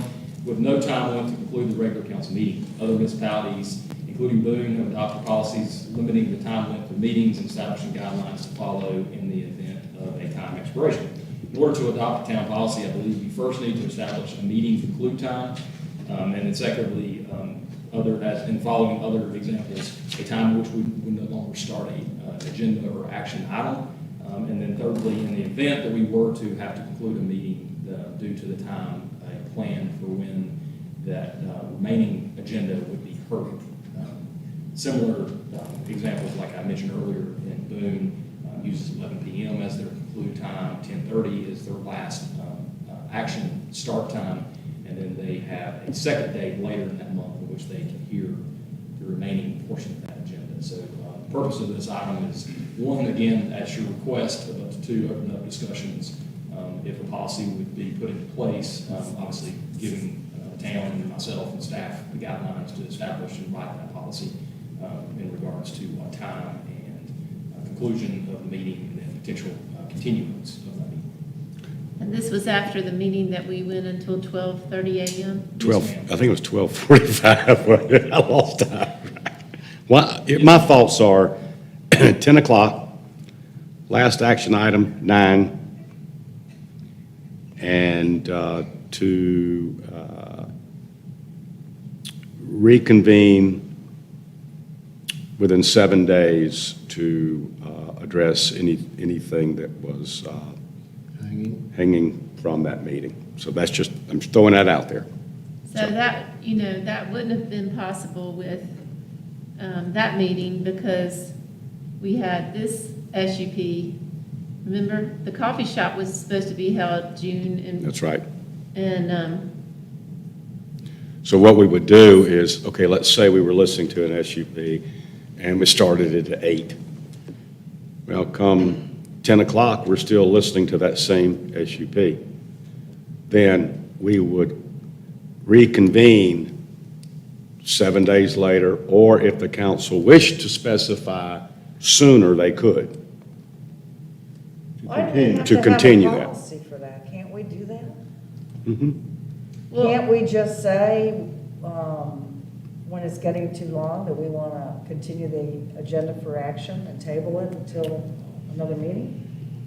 I don't think we utilize that. You absolutely, and Alan can chime in, I mean, the mayor yourself obviously can discuss at any point stopping the meeting due to whatever purpose you choose to do so. I think council felt like perhaps a policy would help give some guidelines towards future council. Well, it also helps, it puts it on a standard, everybody knows what time that the meeting is gonna be over at 10. Yeah. Everybody knows that you can't add anything after, say, 9 on, so. And then we specified, say, reconvene 7 days later or sooner, But not later. but at the council's discretion, or something of that nature. was it a problem putting that stuff onto the next month? Was that a problem? For those two issues, it was because the engineers were out of town that next month on those particular issues. And I may add, just depending on, obviously, we used the word stacking earlier, but the stacking of an agenda in the following month, obviously, you would have a ripple effect there potentially if you had other items obviously need to be heard. I would say certain things are time sensitive, so that would be the reason to potentially do a continuance sooner. Not everything's time sensitive, but sometimes we do have time sensitive items. I also believe, I heard from several of you, one other reason I didn't mention this within the narrative itself is from the public's ability as well to know when a meeting was going to be concluded, if they had an item on that agenda, if they were waiting to be a part of a particular item as well. I think was a concern I heard from several of you to me, especially with that one particular June meeting, but just with individuals that were waiting to be heard on additional items. What are your thoughts? You want to make a It motion? gives people a chance, if they're sitting here, get up and go ahead and leave and not. I can't hear you, Doug. Wait full time. I'm sorry. I said also, it also gives people that's waiting here that may have the second CUP, that a chance to go ahead and leave and not have to stay here to the whole thing, because they know that they're not going to be heard that night. That's true. Albert wants to make a motion. We prove it as Charlie outlines it. Okay, 10 o'clock? Nothing of pressing issues after 9? And then you could say, we'll continue the agenda for action at the next regularly scheduled meeting or a special meeting if needed. If determined by the That gives council. you Yeah. Is that okay? I would just add, I think, and Alan, please chime in, but I would add that it may be a part of that policy for you all to establish if there is going to be a special meeting before concluding that meeting. So if there's items on the agenda Yeah, that are needed to be heard, again, time sensitive, that we would make that decision That would be- not No- prior to conclusion. Right, And, exactly. and no Yes. later than 7 days. Right, Yeah, and give the yeah. public as well a chance that, from a transparency standpoint, to hear us make that motion at that time, to hear that particular item, or whatever items are to be heard. David, you got that worried look. No. You okay? I'm Okay. good. Or- He's or- tired. We got a motion by Albert. Is it 10? It's only 8, David. Do we have a second? I'll second. Any further discussion on that? Albert, how do you? I'm not gonna be like a former commissioner who's a good friend who made a motion and voted against it. I vote yes. Yes. Yes. Yes. Yes. Okay. All right, moving right along. Now, you'll get all that written up? Okay. Absolutely. Good. Absolutely. All right. I only give out initials. Here we are again, guys, COVID discussion. I'm going to let Shane have some really good ideas. I think it was driven by a lot of you guys on your recommendations.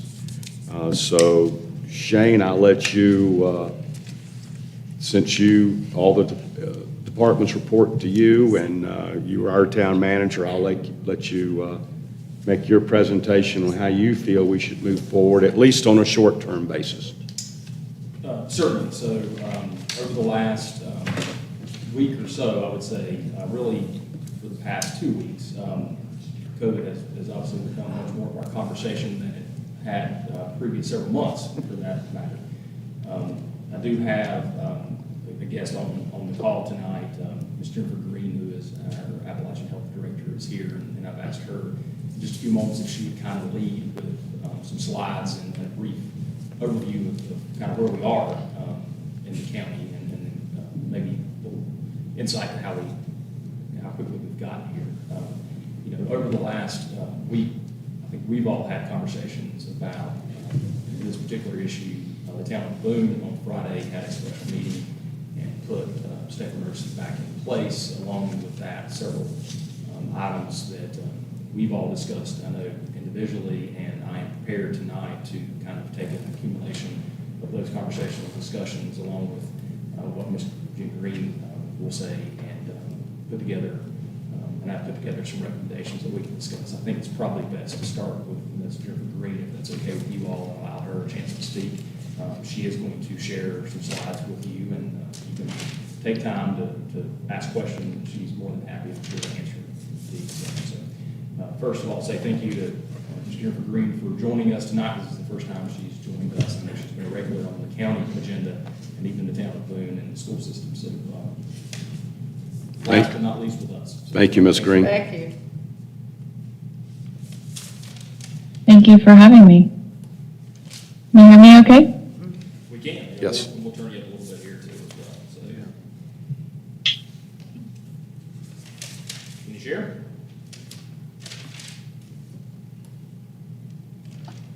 She muted? Is she muted? Ms. Green, can you hear us? Yes, I can. I'm sorry, Shane, do you want me to share slides now, or? I'm sorry, you may not have heard me, I apologize. Feel free to go ahead and share slides if you would. Yes, Shane did say share slides. That'd be great, Ms. Green. Okay. All right, let me see if I can drive my, there we go. How's that? Great. Great. I'll only do this for an hour. I'm just teasing, of course. Thought you could use a little bit of humor. I did want to just say, I want to start by saying thank you to the town of Blowing Rock, to all of you for your great support over the last, we're going on 18 months, right? So thank you very much for your support up to now to be engaged and know what's happening. Also want to say publicly thank you to the Blowing Rock Chamber of Commerce, to Charles and their staff, who've also been very supportive in trying to get information out.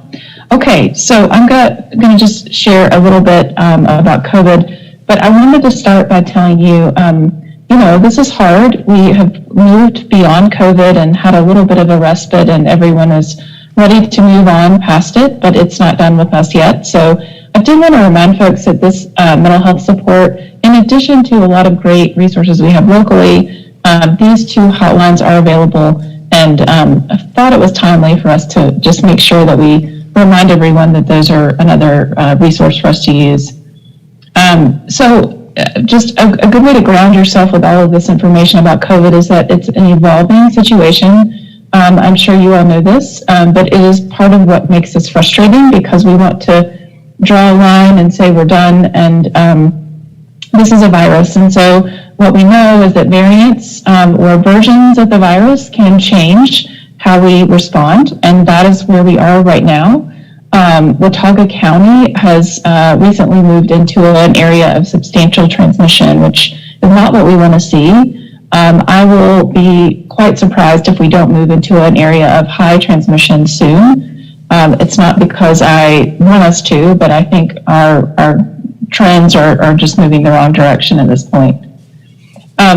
This slide shows a little bit about the Delta variant. That's what you're hearing a lot about in the news, and it's actually a little bit out of date. Today, in fact, I heard in North Carolina what they have seen in sequencing is that the percent of cases that are caused by Delta is actually somewhere around 93%. So what we're seeing the most of COVID of is the Delta version or the Delta variant. And that's really important for us to know because this variant is a little different than what we've seen in the past. It's acting a little bit more contagious. We know that people who are infected with the Delta variant of COVID have a higher viral load, or they have more of the virus in their body, which makes it easier for them to spread. You've probably heard this already, but I'll just give you a comparison. If you remember what it was like when we had chickenpox years and years ago, I remember that. And so this is the comparison. The contagiousness of chickenpox is very similar to what we're seeing with the Delta variant. So that is why we are suddenly in this place of changing recommendations again. And I think that's really important for folks to remember. Vaccination is still our best tool, and I'm going to talk a little bit more about that. So I mentioned that's what we're seeing the most of. If you look at this slide on the left, you can see the orange bars represent more and more of the Delta variant that we've seen over time. And this goes back to April of this year. And the reason I share this is just to show you, earlier in the year, we were really concerned about what we were referring to then as the UK variant. And you can see it's in the lighter orange or peach color. And so over time, on the right side, you can see, given time, we've seen the Delta variant be really the predominant version of COVID that we've seen, and that's in the red bars towards the right. Here's another closer view of that, and this is for the southeast of the United States. Again, notice the red and how much more of the red that we're seeing on the right side, and this is really an uptick, I would say, the latter part of June. And that's why it's taken us a little bit, I won't say by complete surprise, but I think we had a moment to relax just a bit as we saw more people vaccinated and we saw viral transmission going down to a lower level, but it certainly has picked back up. And here's another picture. This is what's happening in North Carolina. So what I just showed you was actually in the southeast of the United States. But again, you can see the red bars show the majority of what we're seeing now is the Delta variant. Okay, so here's some other data that's helpful. We do put this graph in our weekly situation update report. You can find it on our website, but I just wanted to tell you that. Of course, you can see the red line is representative of the percent of positive tests. And the blue bar is the number of tests that we've administered. So we look at that because obviously, as you know, if our tests go way down, that can affect our percent positivity. But even with higher testing, we've seen our positivity continuing to climb. And really, most of it has taken off in the latter part of July to now. Right here, this is sort of hard to read really closely, but this is a representation of are cases of COVID by age, and it goes all the way back to March of 2020. And you can see the green arrow that I've placed here, because right now what we're seeing in terms of our level here locally is somewhere back towards what we saw more in, say, March or April. In North Carolina as a whole, I think we're getting further back, unfortunately, and we're seeing cases climb to what we saw in January. This is another way to look at our current activity with COVID, and this shows active COVID cases over time by week. And you can see the latest bar, the one to the far right is the end of July. And you can see that we sort of doubled overnight from one week to the next. And we haven't seen that come down. We have 47 active cases that week, and we have 52 as of today. Also, a lot of people who've been exposed, hence the 96 people in quarantine. So I just want to, I guess, tell you we keep our data updated on our dashboard, and if you are interested in that, you can look at that. We are updating it through the week, Monday through Friday. We may decide to update it more frequently should we see cases continue to climb. I did want to just mention vaccines because it is our best tool, of course, to get out of COVID is to see more people vaccinated. It is the best defense against severe illness, hospitalization, and death. And we do have this featured in our weekly report, so if you want to look at that. But you can see we have about half of our population that's been vaccinated and half that's not. And we've got it broken down a little bit further here. And you can see we've done pretty well with our older adult population, but we have a ways to go just to hit the 70% mark. And I will say 70% plus because I don't know that there's been a set goal established, but we know that we need to at least get closer to that 70% mark to see fewer cases of COVID transmitted in the community. Okay, so you've heard this message, don't wait to vaccinate, and that's what we are trying to continue to tell people. It's not the time to wait and see, it's the time to take action. We are participating in a special program funded by the CDC to the State Health Department to us. We are giving $100 gift cards to people who come and get their first dose of their vaccine.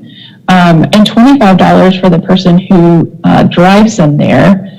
So it's a great opportunity now if you've been waiting.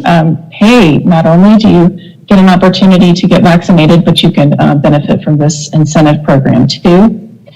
And I guess the last part of my presentation, I'll just hit on the updated CDC guidance does now recommend fully vaccinated people wear a mask indoors and public settings where they are in areas of substantial or high transmission. And that is currently where we are in our county is we do have substantial transmission. So that's still a strong recommendation, and I think it's important. We have seen quarantine guidelines and other response measures adjusted over time as we've seen more people vaccinated, and so we certainly take that into account, and that's another important way to stay at work and active activities that you want to do is to be vaccinated. But we are still recommending if people are exposed, even if they've been vaccinated, they be tested. So I want to just give you this little nugget of information. We've had a lot of people confused or frustrated about masks or not masks. And what do you mean? You told me to get a vaccine so I could get rid of my mask. And what I'm trying to make sure people understand is the vaccine is really intended to help keep you healthier. It's to help prevent you from having severe illness, hospitalization, and death. And it is definitely, I think, we have seen more breakthrough cases because of this Delta variant, so we will continue to learn more. But that is the key takeaway here. We want to prevent severe hospitalization, illness, and death. And that is 25 times less likely to happen with the COVID-19 vaccine versus someone who's unvaccinated. Okay, so prevention is key. We know that the two keys in our prevention are vaccines, number one, and masks, number two. And we are still offering testing and vaccines at the health department. We are happy to help meet needs both through mobile vaccine clinics as well as walk-in appointments. So happy to answer any questions you might have. That's it for me, and I will stop sharing now. I do have a question. Ms. Green, this is Charlie Sellers. What is the county's stance on this right now? Do you have any idea where they're going to go? I know the county manager has been on vacation, and I know they're going to meet again on Tuesday. So that's about as much information as I have, Mayor Sellers. I will tell you, I gave them the same presentation, and I'm planning to go back to the commissioners again on Tuesday. So that's about all the information I have at this point. Thank you, Ms. Green. Ms. Green, Sue Sweeting, how are you? Hey, great. Did you say the CDC guideline was that masks were required in indoor public settings or strongly recommended? Oh, strongly recommended, yes. Ms. Green, is there any way when, on the dashboard that we can go back to putting in how many are in the zip code area? Like we had before. By zip code, the number of cases by zip code? Right. We haven't done that, and I'll tell you why. Because we have such a small population in some of our zip codes, I have been very hesitant to do that, and for fear that we may give someone's identity away. You can look at the state has added a whole lot of detail, but I'd be happy to go back and consider that with our team. Part of what we are trying to do is also make sure the information is up to date, and that we're focusing on the things that we really need to focus on, which is doing a lot of contact tracing, and unfortunately with higher volumes of cases. So I won't say that we won't do it, but we've been hesitant for that reason. If we have a case in one zip code and it's one person or two people or five people, that's been my concern all along. I don't want to give away make someone feel like they've been exposed in some way. Well, and that's one thing I agree with you on. And it's not to expose them, but a lot of times, if you know you have an increase in your area or your zip code, you may know that you're not doing enough or may need to do more is the reason I asked that. So. Yeah, it's a good question. Hey, Jennifer, it's Virginia Powell. Can you tell us where we are compared with 2020? Look back at that graph.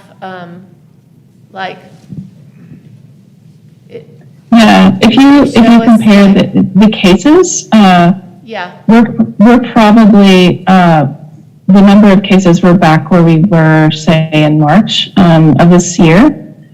Before we had a lot of people vaccinated and we still had a lot of virus circulating. What I'm concerned about is the speed at which our rate has increased. So, it's one thing to have an increase. It's another thing to have it exponentially increase over time. And that's what we've recently seen it double.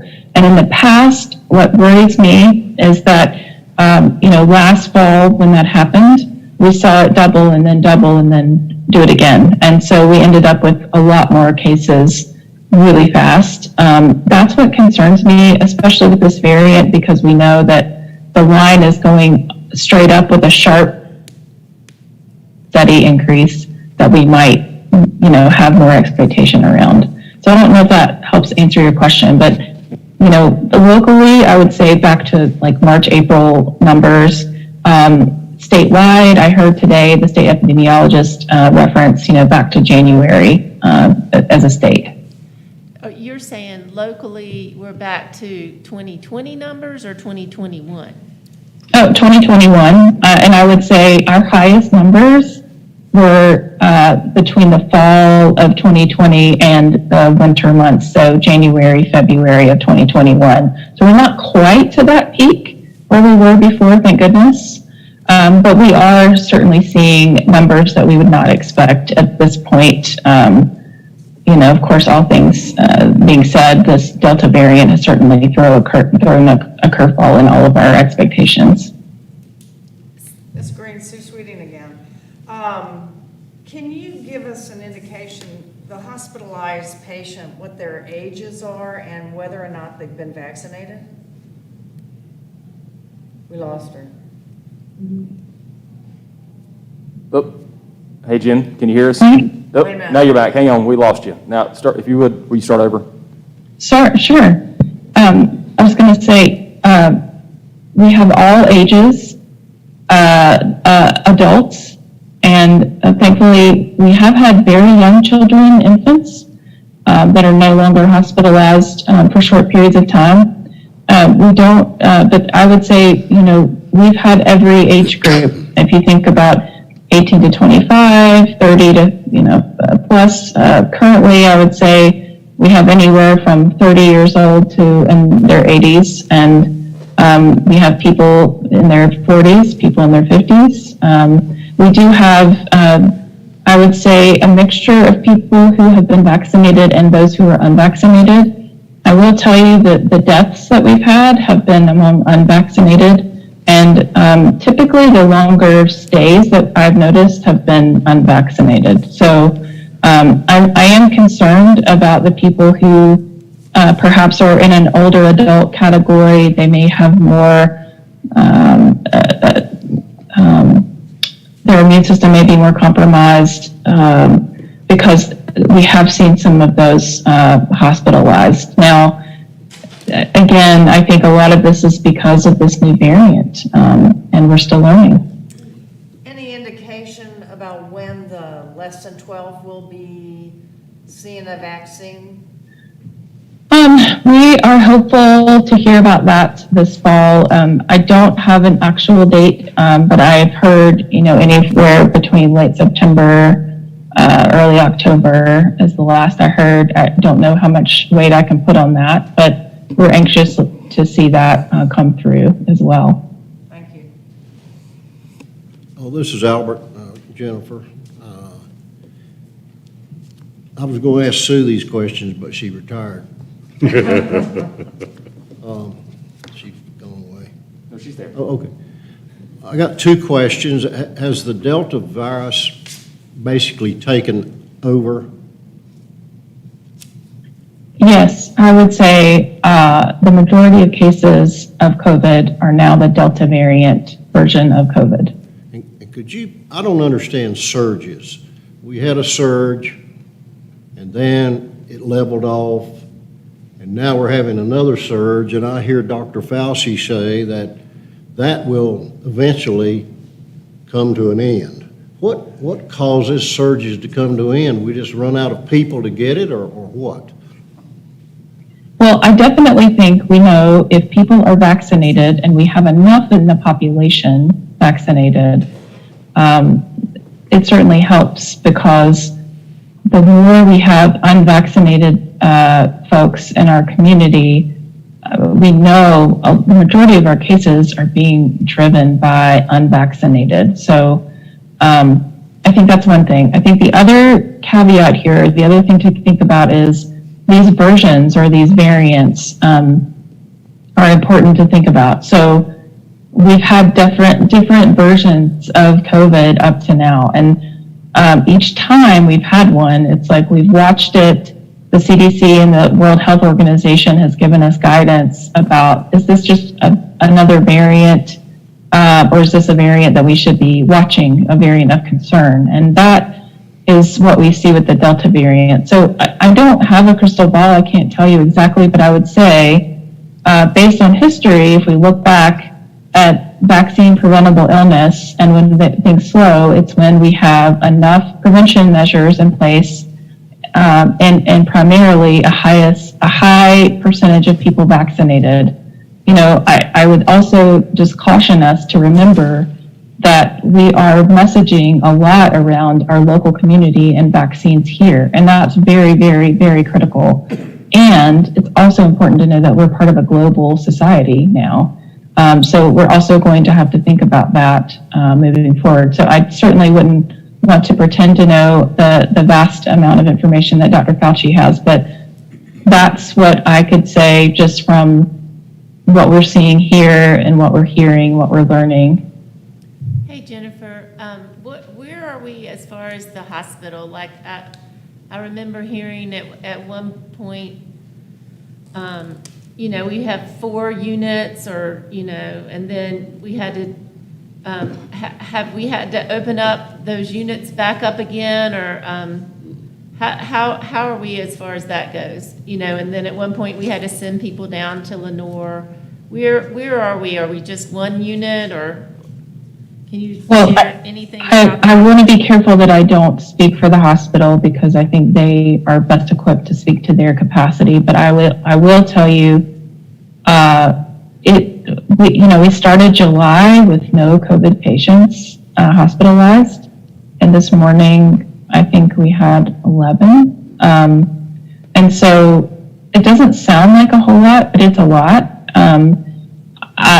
I think it's important to know, yes, our hospitals work in network and partnership with other hospitals, and other hospitals are also seeing the same wave of COVID. So that's the part that we have to be cautious. So it's certainly enough to make me pay attention and be concerned.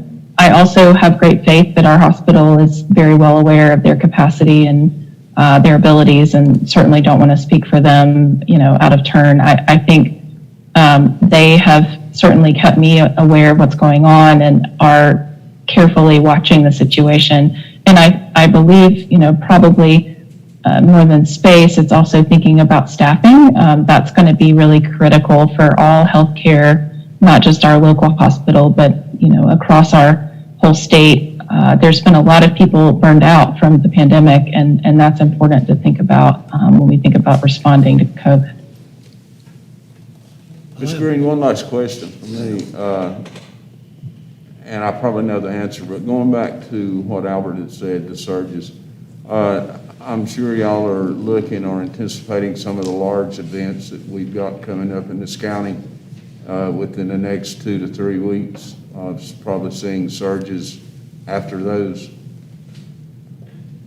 I would expect, you know, and likely more among people who are unvaccinated.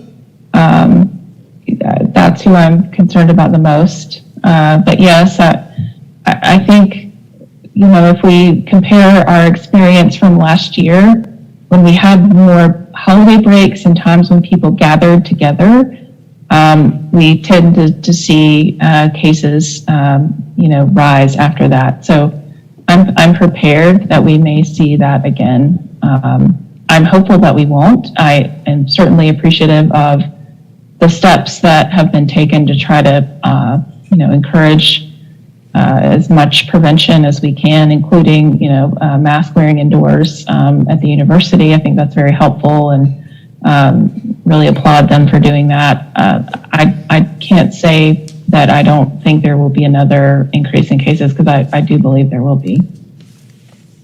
Albert, you have a question? Well, yeah, just to satisfy my mind, about, 103 years ago, we had the Black Death, the flu in America and the world, really. And every year, and I'm assuming flu is a virus, number one. I'm assuming, too, it's more seasonal than CV-19, it appears. But every year, I believe they change the flu vaccine because of some mutation. Is that what we can expect out of this CV-19 or not?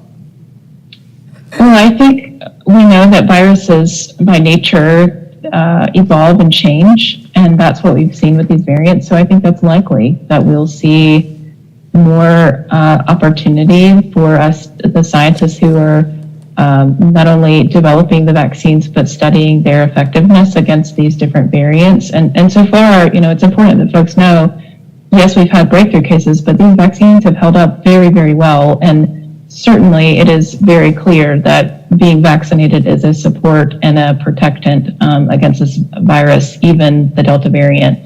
So I want to make sure people know that. But yes, I would say a virus by nature changes. And that's what we see with flu. And this virus it's another virus that can change. And that's what we've seen so far with different versions of COVID circulating. Jennifer, I have a question about that $100 voucher thing. Yes. Why didn't that go out to people that have already got the vaccine, only newly vaccinated? I think it's about the timing at which it was authorized, right? So we had an opportunity to join this federal effort to try to raise up our vaccination level. And certainly I can see why some folks might say, why didn't I get my $100? I guess we could all question about the rollout. I will tell you, I don't want to relive those months again. That was quite challenging, but we're doing what we can now, and certainly encouraging folks to make sure that they get vaccinated if they've been waiting. So I don't really have a good answer for you, except that the program was not an option for us to participate in until recently. And I will say, over the summer, we've been participating in the value of it was $25, and we've certainly seen a little bit of a difference. I think a combination of what we're hearing in the news about the Delta variant, but also the $100 from a $25 seems to be something that matters to people. Well, I just human nature, they might be holding out for $1,000. Yeah, well, Seems like we reward everybody.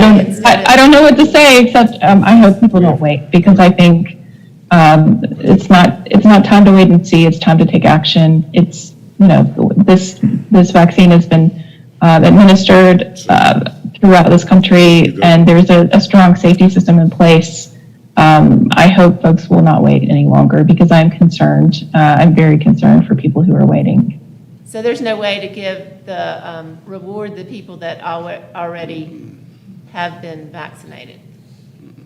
Well, it's not part of the federal program, so no, we cannot give it retroactively to the however many people who've been vaccinated. I think we've given across our district 40,000 doses of vaccine, so no, I don't think there's a way for us to do that at this point. I would if we had the money and we could. I certainly would. All right, are we good, council? Thank you. Ms. Green, thank you so much. I think Mr. Fox has a question here. I do, just if you could, so if someone is interested in getting the vaccine, could you just, for the record, let them know where and how and maybe even what type of vaccine? I know that has been a topic of conversation between Moderna, Pfizer, and Johnson & Johnson. So would you mind just elaborating for a few moments on that? Sure. I'll just say, first off, there are a lot of places providing the vaccine at this point. You can go to a local pharmacy. You can go to many doctors' offices are providing the vaccine. And we are offering the vaccine. We do have all three types. We did run out of Johnson & Johnson, but we're getting some more. The Pfizer vaccine is the only vaccine that is approved for children under 18. So, that's important to know, that if you are looking for a young person to be vaccinated, and that is who we expect to get the first FDA emergency use authorization for under 12, will likely come from Pfizer. So, the Moderna and Pfizer are two vaccine doses. Johnson & Johnson is a one dose vaccine. And we are encouraging people to get the one that they feel comfortable with. And we're happy to help them understand the differences between the vaccines and any questions that they might have. And we do offer it at the health department. We have walk-in clinics throughout the week in the afternoons. And so we encourage you to come and see us. You don't have to have an appointment. You can come on in and we'll take care of you.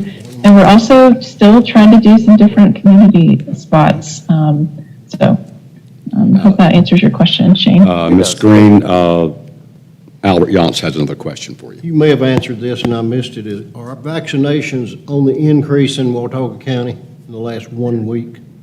I'd say in the last week, we've seen more people interested. The Back to School Festival was actually one of our best events we've had recently. And I'm very pleased to say that. We got quite a few folks. I think 60 people were vaccinated at that event, and that's a real success. So I'm hopeful the trend will continue. Thank you, Ms. Green. We really appreciate the time and, again, your service to Watauga County, and I think Ash as well. And thank you so much. Of course. Thank you for having me. Thanks, Jim. Okay, Shane, you put together some notes for the council to look over and consider. Would you go over these and then let the council weigh in? Absolutely. So I think, the two areas that we've heard the most from, I guess, whether that's in the media or locally, has been obviously number one around the vaccination, and then two around the mask being worn. The town of Boone and Appalachian State have put together their own requirements for students, and then obviously the town of Boone on Friday morning put together, I think the first in the state, now Durham and Durham County and the city of Durham, I think, has followed. I'm not sure if any others have followed in the last 24 hours. Put together a mask mandate, an actual requirement for masks to be worn indoors, in public property and within private businesses as well. So from conversations that we've all had in the last 4 or 5 days, I have put together some COVID discussion recommendations or points, I guess, that we could make tonight and discuss tonight. Number one, our state of emergency had expired or did expire in early June. I believe that was the time frame, late May, early June. We essentially had piggybacked the Watauga County state of emergency and had signed off way back in March of 2020 to allow kind of us to follow underneath the Watauga County state of emergency, and that did expire in June. So for anything tonight, if we're looking to put together a policy or put together any recommendations or mandates or requirements, I think, number one, you all filing and enacting the state of emergency would be the number one item here that I put that allow us to move forward with these other items. Number two, mask, has been discussed among each of us, and masks have been discussed obviously again locally, and CDC has recommended masks to be worn in public buildings. So 2 and 3 here are combined, so what our recommendations are right now are for masks to be worn inside of public buildings, which would include Town Hall, American Legion, et cetera, when employees and visitors are not within isolation, i.e. their own office. That mandate, or that's a requirement. We strongly recommend within the town limits, businesses, retail, restaurants, et cetera, that they would follow suit or something similar to that. So it's not a mandate, but we're recommending that be upheld, and businesses allowed to make that decision if they choose to do so. We mentioned earlier the vaccination incentive program that's out there for $100. There has been a multitude of incentive programs across the state and counties and towns and cities. I'll have a listing, and I know I've shared some examples with you all of other places and what they've done to try to incentivize their employees. For example, the number of employees we have currently are around 60% vaccinated for the town of Blowing Rock. So I believe we have about 27 or 28 that are not by my count. We have not asked for them to prove that. That's just early on during the March timeframe when the mass vaccinations were taking place within Watauga County. We had sign-up sheets, and so again, speculating somewhat, but I feel reasonably assured that that percentage is close to being accurate. So roughly 60% of our full-time employees, I believe, are vaccinated, which would equate to about 27, 28 or so full-time employees that are not. And so what I proposed here, because we've not added any incentives to encourage those employees that may be on the fence or maybe in the recent days with the Delta variant being in the news, those employees that may be, again, kind of on the fence of whether or not to receive it. An option that would allow for our employees that either have already received it, so Ms. Powell, to your point, the ones that have received it would be eligible for this. And for those that have not, we did put a date of September 3rd. I apologize, Thomas, is that my mic? Can I do anything different to change that? Sorry, I apologize. Did put a date of September 3rd with the expectation that employees would have begun the process by then. Obviously, with Moderna and Pfizer, they both have 3 and 4 week wait times. And so for them to essentially be eligible for this incentive, they would have to receive both shots. But did put a date to start that process. So essentially, my recommendation and the definition of starting that process means one shot has been received at that point, they would be waiting on the second shot. We would ask for employees to present to HR proof of those vaccinations in order to receive that incentive. So the incentives that I've put here are an either or, so it's not both, but it's $150 or 3 days paid time off. And we would allow the employees to pick between either one of those options. So not offering both options, but offering two options that the employees can pick from. And I've been able to have conversations with our department heads over the last week about how they felt and how maybe their employees potentially would feel. And I think it's a mixed sentiment about money perhaps versus time off. So ultimately the goal here is to offer something that would encourage them, if they are on the fence, to move forward with receiving their vaccination. Again, we're not mandating this, but we are strongly encouraging them to receive it, and we're offering an incentive for them to do so. Other examples across the state of towns that have offered similar incentive have been a combination of both cash and time off. I've seen as much as a week time off. I've also seen much more in the way of larger amounts being offered. I've seen smaller amounts. I've seen less time being offered. So what I've offered here is what I feel kind of the middle of the road. It's also in line with what the town of Boone put into place on Friday, which was $150, and they had offered time off as well. So we're trying to follow suit to maybe some of our neighboring folks here and what's being offered here locally. It also has been asked of me what the plan would be moving forward if we had employees that chose not to be vaccinated if they were to be infected or have to be quarantined. Currently, what we've been doing has been a mixed bag. It depends on the employee, obviously, working from home or not working from home, and that really hasn't been put into place recently. That was really during the winter months. In the last several months, we've not had issues with COVID. I would say in the last 2 weeks, we've had as many issues with COVID as we've had in the past year.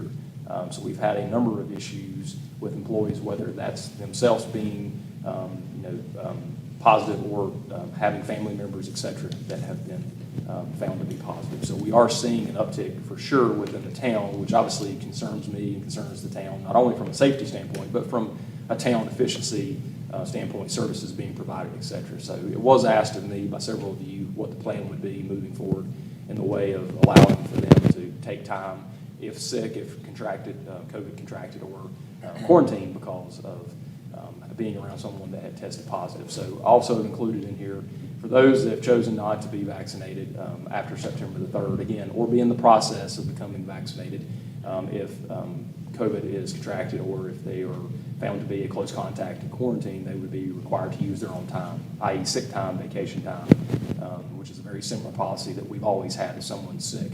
Another incentive for those that would be vaccinated, and I put this here for you all to review and discuss, is that if you are quarantined or in the process of becoming vaccinated, or the process of becoming vaccinated, the town would cover your time if there was a COVID contraction.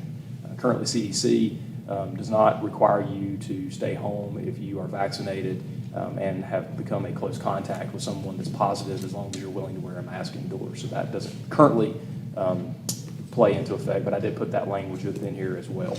And then also, number 5 did put the town council would reserve the right under the current state of emergency or the state of emergency that we would potentially adopt tonight as the need arises with further COVID spread or as the situation is deemed more urgent, that you all could obviously meet at any point given proper notification and discuss further restrictions, and i.e. potential employee testing or mask mandates among the town.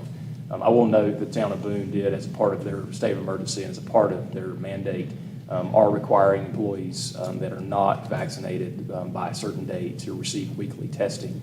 I did not put that as a part of ours. I did put that as being a stipulation that could be done at a later time if you all felt like it was necessary. But and then I did not mention this previously, but under a state of emergency, again, we were currently or previously had been following the county.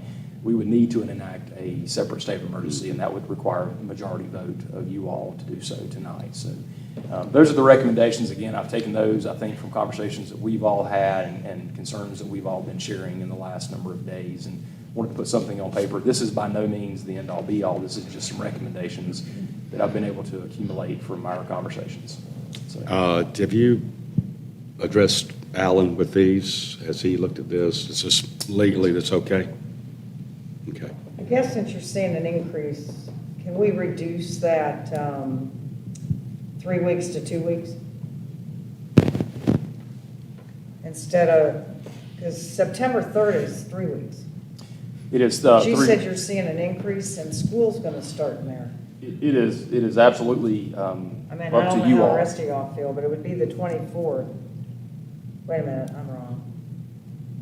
Well, you're saying time is of the essence. Well, didn't you just say that you're seeing more COVID cases and more quarantine because of children and everything? We have seen in the last 2 weeks, from a town's perspective, employees being affected by COVID, more so than we have in recent months. I would say we're back to around the peak time in the winter prior to the vaccine coming out, with disruptions that we're starting to see and hearing about within employees. I'd move it up. Wait. So last time we went through this, we set up a process of having teams and putting in place a system where if someone got sick or whatever, we can keep people safe. And we're jumping into pushing drugs here, and I'm uncomfortable with that. There's nothing in here about people that rewarding them for being healthy, or that maybe they're getting COVID because they're in situations where they're with a lot of people and they're not masking or whatever. So we're only rewarding people for taking drugs, and that makes me uncomfortable. I don't see it that way. Well, you're rewarding the people that already get the vaccination. So that's a positive, I think. I mean, I wasn't for the incentive if the employees that actually had the vaccination weren't also included. I didn't think that was fair. Well, but I feel like there's a baby step in here that we're missing. And maybe the employees don't want to do that. Maybe they want to go straight to vaccinating or whatever. I don't know. But we did, before the vaccine came out, we had great success with having teams who were riding the trash trucks together, or are doing their rounds in the police department and all of that together. I feel like we're jumping into I don't know. And then the other question is, when we did the state of emergency, did Watauga do it before the state of North Carolina? No.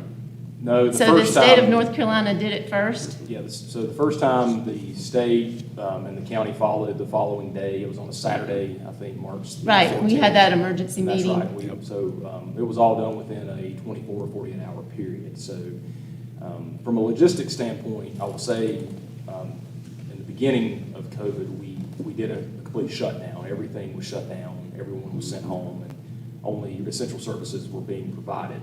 From that, we were able to deem some, I think, efficiencies during the early stages of COVID, working in pods and in teams, allowing certain people to be at home and others to work from offices, alternating schedules. We have discussed in recent days the need that we could potentially get back to there. Luckily, we've been able to prove what has worked and what hasn't worked. So if we ever are to get to the point where we're needed to start scaling back or separating individuals, we absolutely can. That's something that like I said, we've done before. It's a proven method at this point to do so. And every department's a little bit different, obviously, in that certain departments can't and some can. So, yeah, we absolutely are prepared to have those discussions if need be. How many cases do we have of employees in town of Beaumont? I'm not sure if I should share that information other than say we are experiencing several instances right now of either employees or employees with family members that have tested positive. Do you have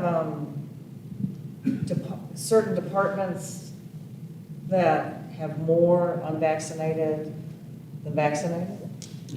Or more of them vaccinated? Yeah, I would say, without giving anything, I would say absolutely. I think that's without saying from a statistical standpoint, we Right. have departments that are more vaccinated than other departments, absolutely. Is that We're dealing- number or percent?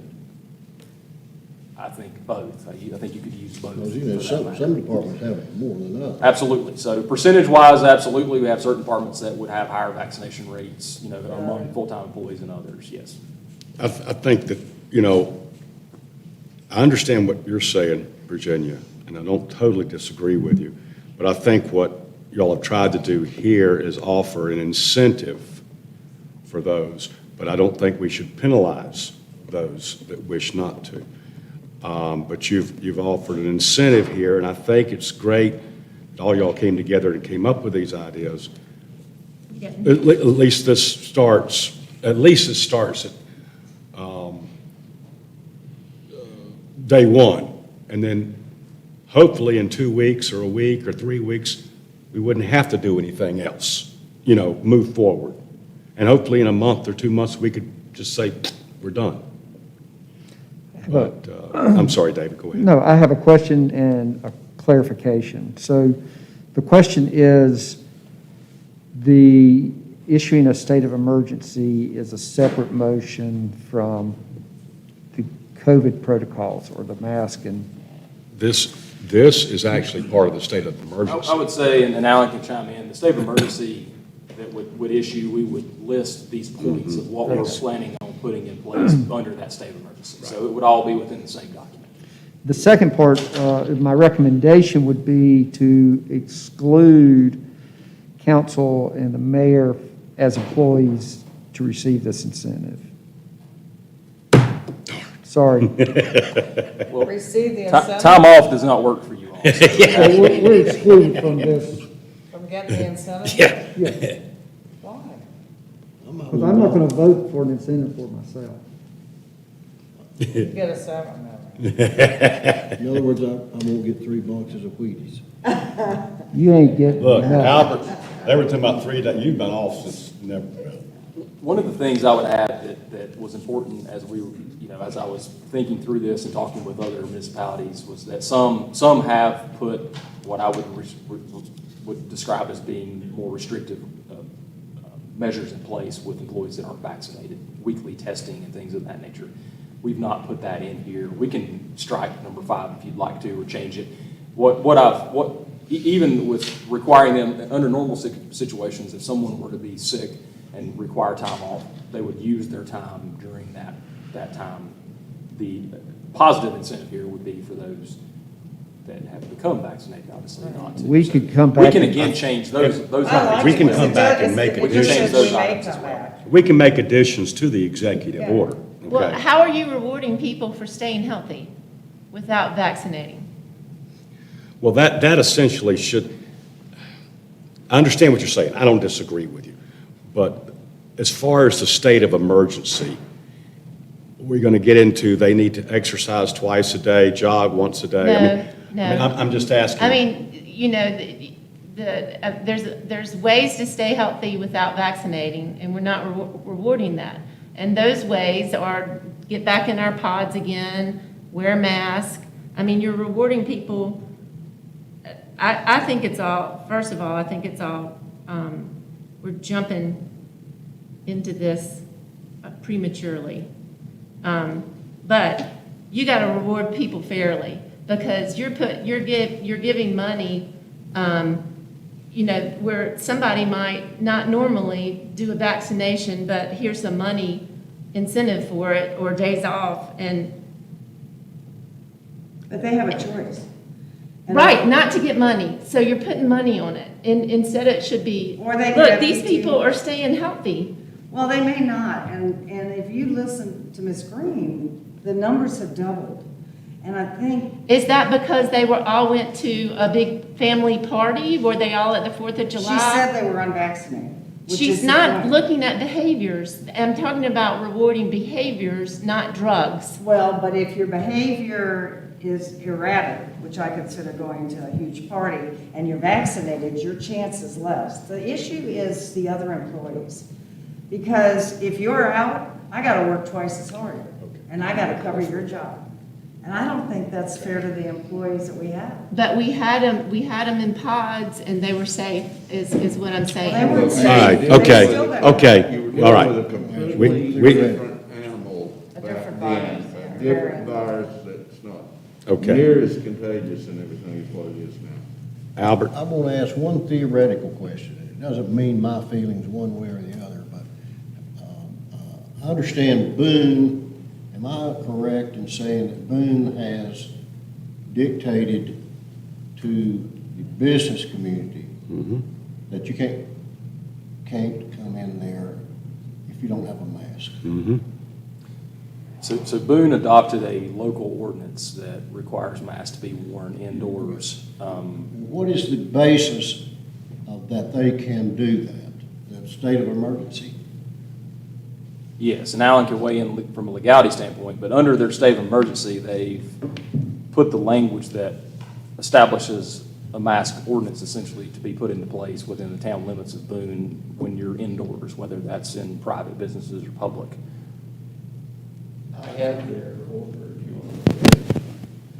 Is it a state of emergency? I just have a problem with that question. I mean, if I own a business, I think I have a right to say who can come in and who can't. That's true. But I don't, what I'm trying to understand, Alan, is, and it's really a moot point, but how could we, if we wanted to, tell the town tavern that you can't have anybody in there unless they're wearing a mask? I mean, what do we base the legality of our decision or order on? Particularly when the governor has not done this, and nor has the county. That's what I want to know. I'm just asking. Well, it's like when Shane and I were talking about it yesterday, we're on somewhat, uncharted Okay. waters. I understand that. And so you're asking this question, if someone challenged the statutory authority or the constitutionality of their state of emergency order, would they win or would they lose? I'm not really prepared to give you a definitive answer to that. Well, that's a good answer, what you said. All right. And in no way construe what I just said as how I feel one way or the other. Well, I think we need a motion to either accept this on a short-term basis, do a state of emergency.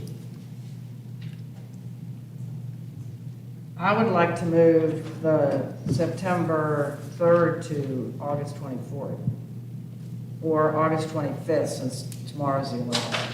That's 2 weeks. That's 2 weeks.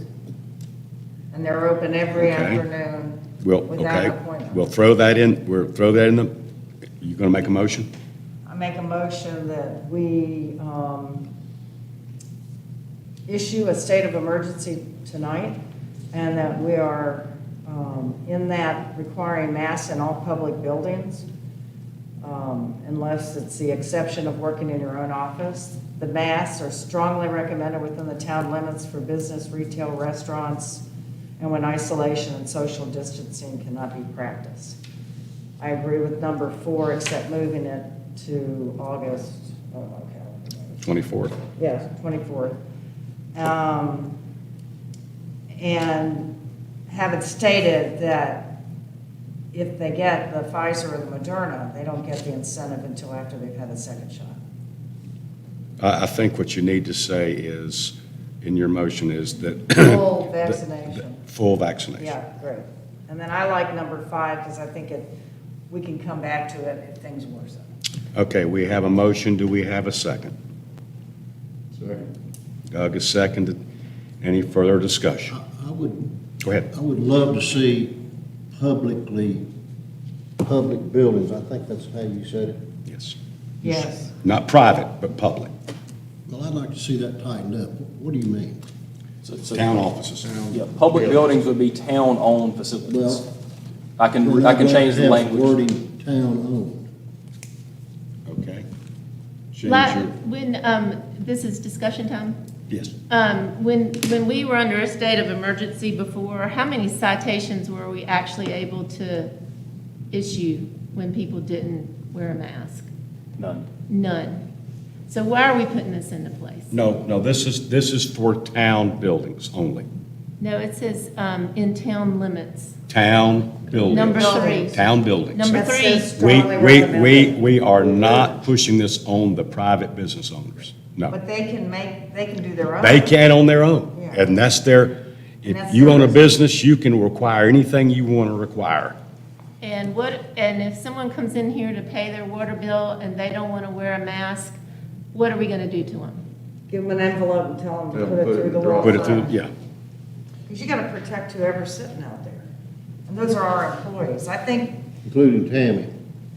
right. The plan would be to utilize signage as we did previously. So previously, when we had a statewide mask mandate put into place, we obviously had more knowledge and more advertising from a statewide standpoint. We still utilize sandwich boards and signs on the door, things like that, that use the language that was necessary at the time, whether it was required or recommended. Or first of all, recommended, and secondly, it became a requirement. We would do something very similar this time on our town buildings for the few that we have that are public facing, public visited. This would include, and I was asked by this would include the American Legion and community building and things of that nature as well, for the events to be held there.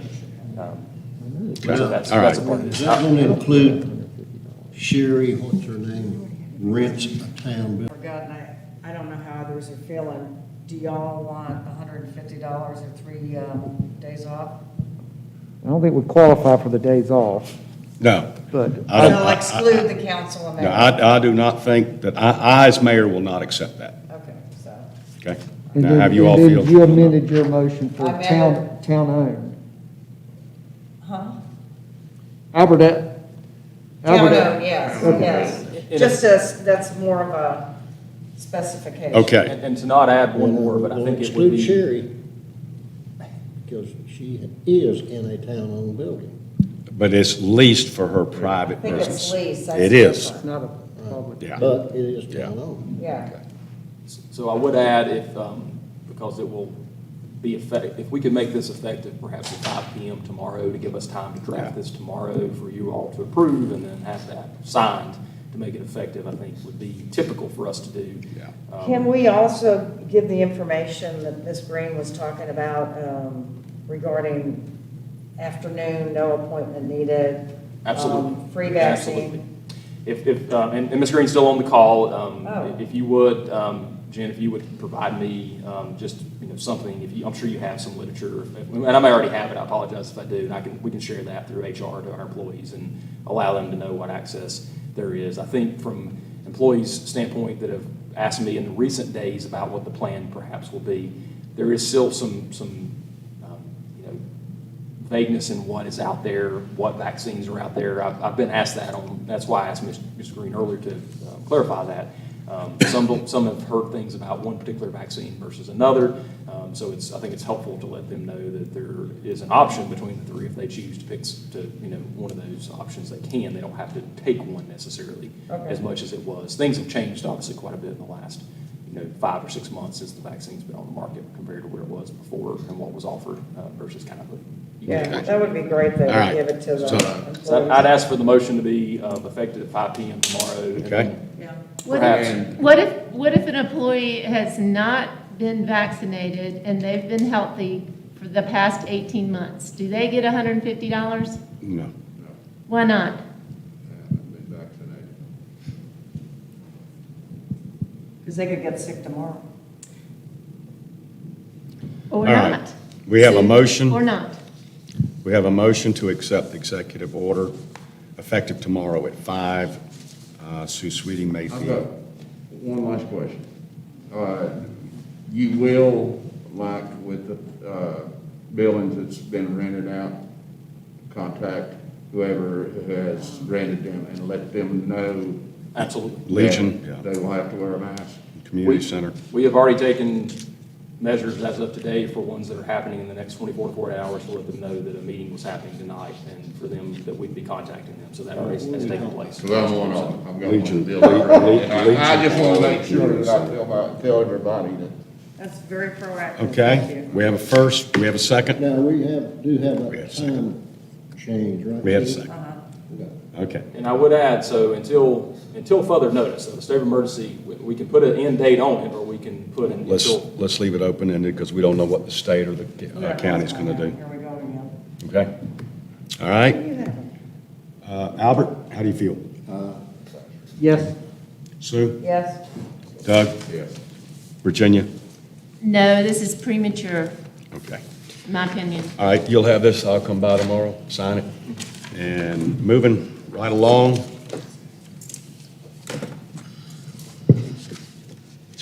Okay. Guess official reports, huh? I'll just make this brief. My thanks to the Blowing Rock Fire and Rescue for the event that took place Friday, I believe it was, where the young man. Correct. We had a person fall at Glen Burnie Falls and had to be airlifted out.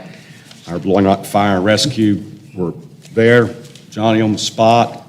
We also had 2 other incidents that occurred that same day within, 30 or 45 minutes?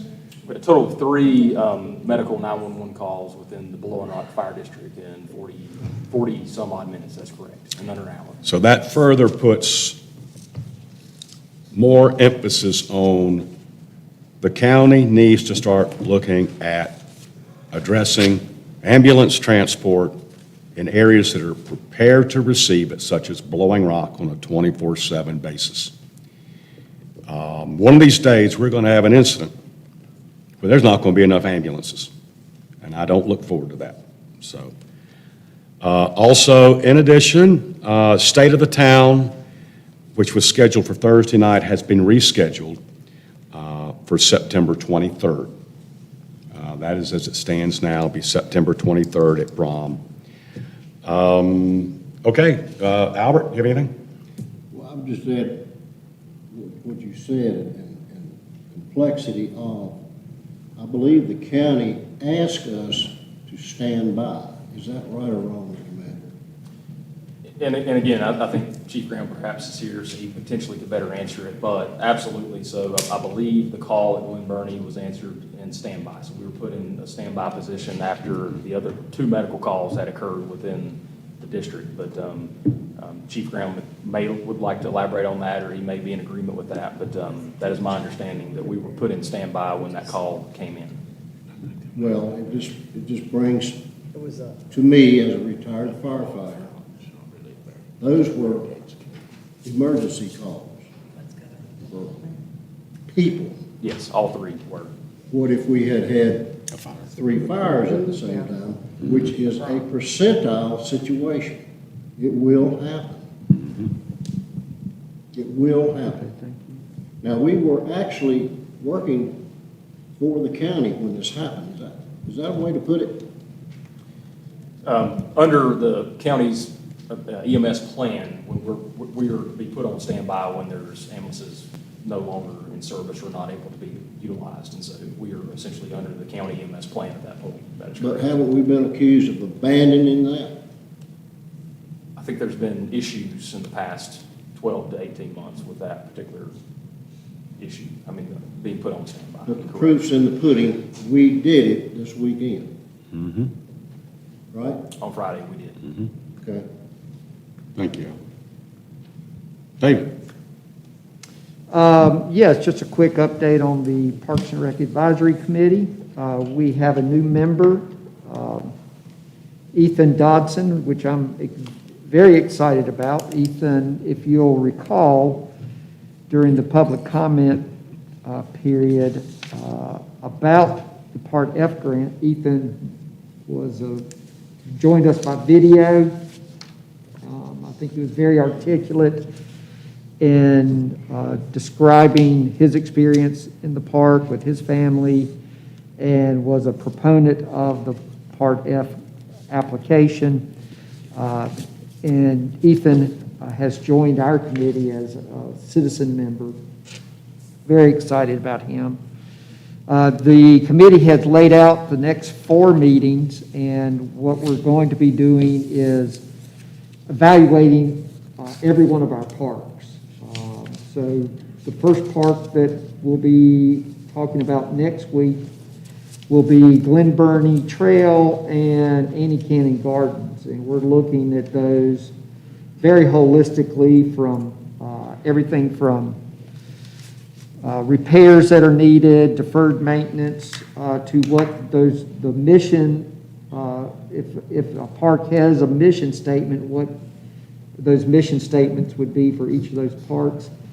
And then maybe even what a wish list for those parks might be. After we evaluate all those parks, we'll, only then do I think we can assemble a strategic plan for them. So that's kind of our marching orders right now, and we're real excited about it, and I'm real pleased with our progress. Thank you, David. Ms. Sweeney, you good? Doug? I have a couple of things that we need to, not really discuss, but we need to be on the lookout for that has come out. Right now, there's a bill that has already passed, well, it's have its second reading, final reading Tuesday in the House, and it's the billboard relocation, which will take away the town's powers of regulating billboards inside the city limits. The other thing that is also went through the House, they have their final vote, their first vote, it passed, they have their final vote Tuesday, has to do with short-term rentals, and it will do away with our local control again. And this has passed the House vote, the first vote, final vote coming on Tuesday, then it goes to the Senate. Do you have numbers on that? It's House Bill 911 to deal with the STR, short-term rentals. How about the billboard? It's a provision that's in the budget that the House recommends. It's a rider, it's a tag on. So we could have billboards in town. Right. And it also, it incorporated local stormwater and flood control. So on what we were, we just talked about that earlier with the project tonight. We could lose some of that control also on that, so. Okay. Sounds It's like just a something state- that we need to be, you need to be on the lookout for right now, and, contact Ray if you, or Senator Pickett, or Representative Pickett. He's working hard on trying to keep us advised of these things, and the league is too, but, that's two things that I know we definitely don't want to lose control of, is the billboards, and it was defeated in 2017. Actually, it was a no vote in 2017, so I'm hoping, it seems to be, raises its head every year or two about the billboards, and, there's a lot of pretty scenery out there, and you hate to see these towns lose control, and you start seeing billboards pop up everywhere, so. Okay. Will that Have you negate, contacted anybody? will that negate 421's protection? Sir? Would that negate 421's protection? Nuh-uh. No, it would not. There's it's a byway. It's a That's scenic- a byway. Yeah, scenic Oh, byway. yeah. Byway. It's a designated scenic byway. It's like the Blue Ridge Parkway. Ms. Powell? I just had a quick question. Is the laydown building going up, Shane? Yes, so the building has been delivered, so we actually have the building on site. It's yet to be put together, so we're awaiting, and Mr. Blackburn's here. I think sometime this week or next week, Green's expected to pour the footers and erect the building. It's a metal pre-constructed building, so it is there. We did have to do some additional drainage work. We did ourselves in-house, some stormwater drainage, and that's been completed as well. So, Matt, do you have a timeline on the building? Have you heard from Green's recently? They're digging the footers now, they should be pouring concrete this week. Okay. Once that's done, they're looking at probably 2 weeks more. Good. Yes. Thanks, Matt. Mr. Mosley? Nothing? Okay. Mr. Fox? Thank you for a good meeting. Always give a couple performance measures. TDA, I know you all received the yearly numbers. So for the June 30th, 2021 numbers, TDA came in at $1.5 million in total revenue. That was compared to $999,000 last year, a exact $509,000 increase from last year to this year, over 50%. ABC for the month of June, $280,000 in revenue. That's compared to $200,000 last year, $80,000 more, roughly 40% increase from one year to the next. And then our audit process has begun, so Ms. Norman is soon to be knee-deep in the audit process. I know she's excited about that and getting that process over with, and so that has begun. Green Hill traffic study is expected any day now. I've been corresponding with traffic study engineers in the last week or so on about a daily or every other day basis, and they're tidying up the report, and that draft will be available for you all to review sometime in the next few days. So that is coming, and that is planned on our September agenda to have that. Again, State of the Town was, by the Chamber, was decided today to be moved to September. And hopefully, while we were in here earlier, the rain has helped our reservoir. So as I mentioned the numbers each month with TDA and ABC and the increases, we've also seen an increase, and I've not mentioned that, in our water consumption. So that's good and bad, because as you use more water, obviously you need more water. Combine that with the little droughts that spell that we've had in the last couple of weeks, our reservoir's down roughly 4 feet right now. So to put that in perspective, at 5 feet, we go into stage 1, which is essentially volunteer recommendations to be put into place. Talking about the water consumption, July of 2021, we produced over 16 million gallons of water.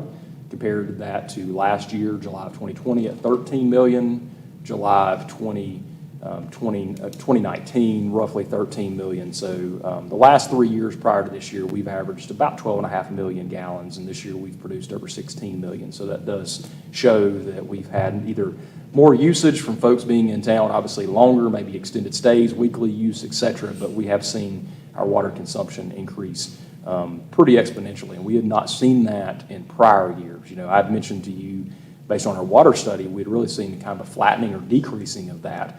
In the last number of months, we've seen an increase in that water consumption. So I think that's telling of the number of folks staying within the town and using those facilities. So hopefully that rain that we had earlier has helped the reservoir, but I'll keep you updated as I did, I guess about 2 years ago now, our last kind of dry spell. So we're hoping for some rain, and August is typically our wettest month. That's not an opinion, that's science. So hopefully that does play out as we get towards the middle and the end of the month. We get some much needed rain there. So, and for your own minds, I did speak to the town manager of Boone today, and we did discuss the potential there, if need be, as we get later on into the year and we find ourselves in a situation, could we potentially discuss purchasing water from them, and that is on the table, and we have discussed that, as I've mentioned that to you previously with the town manager. So We have a charge?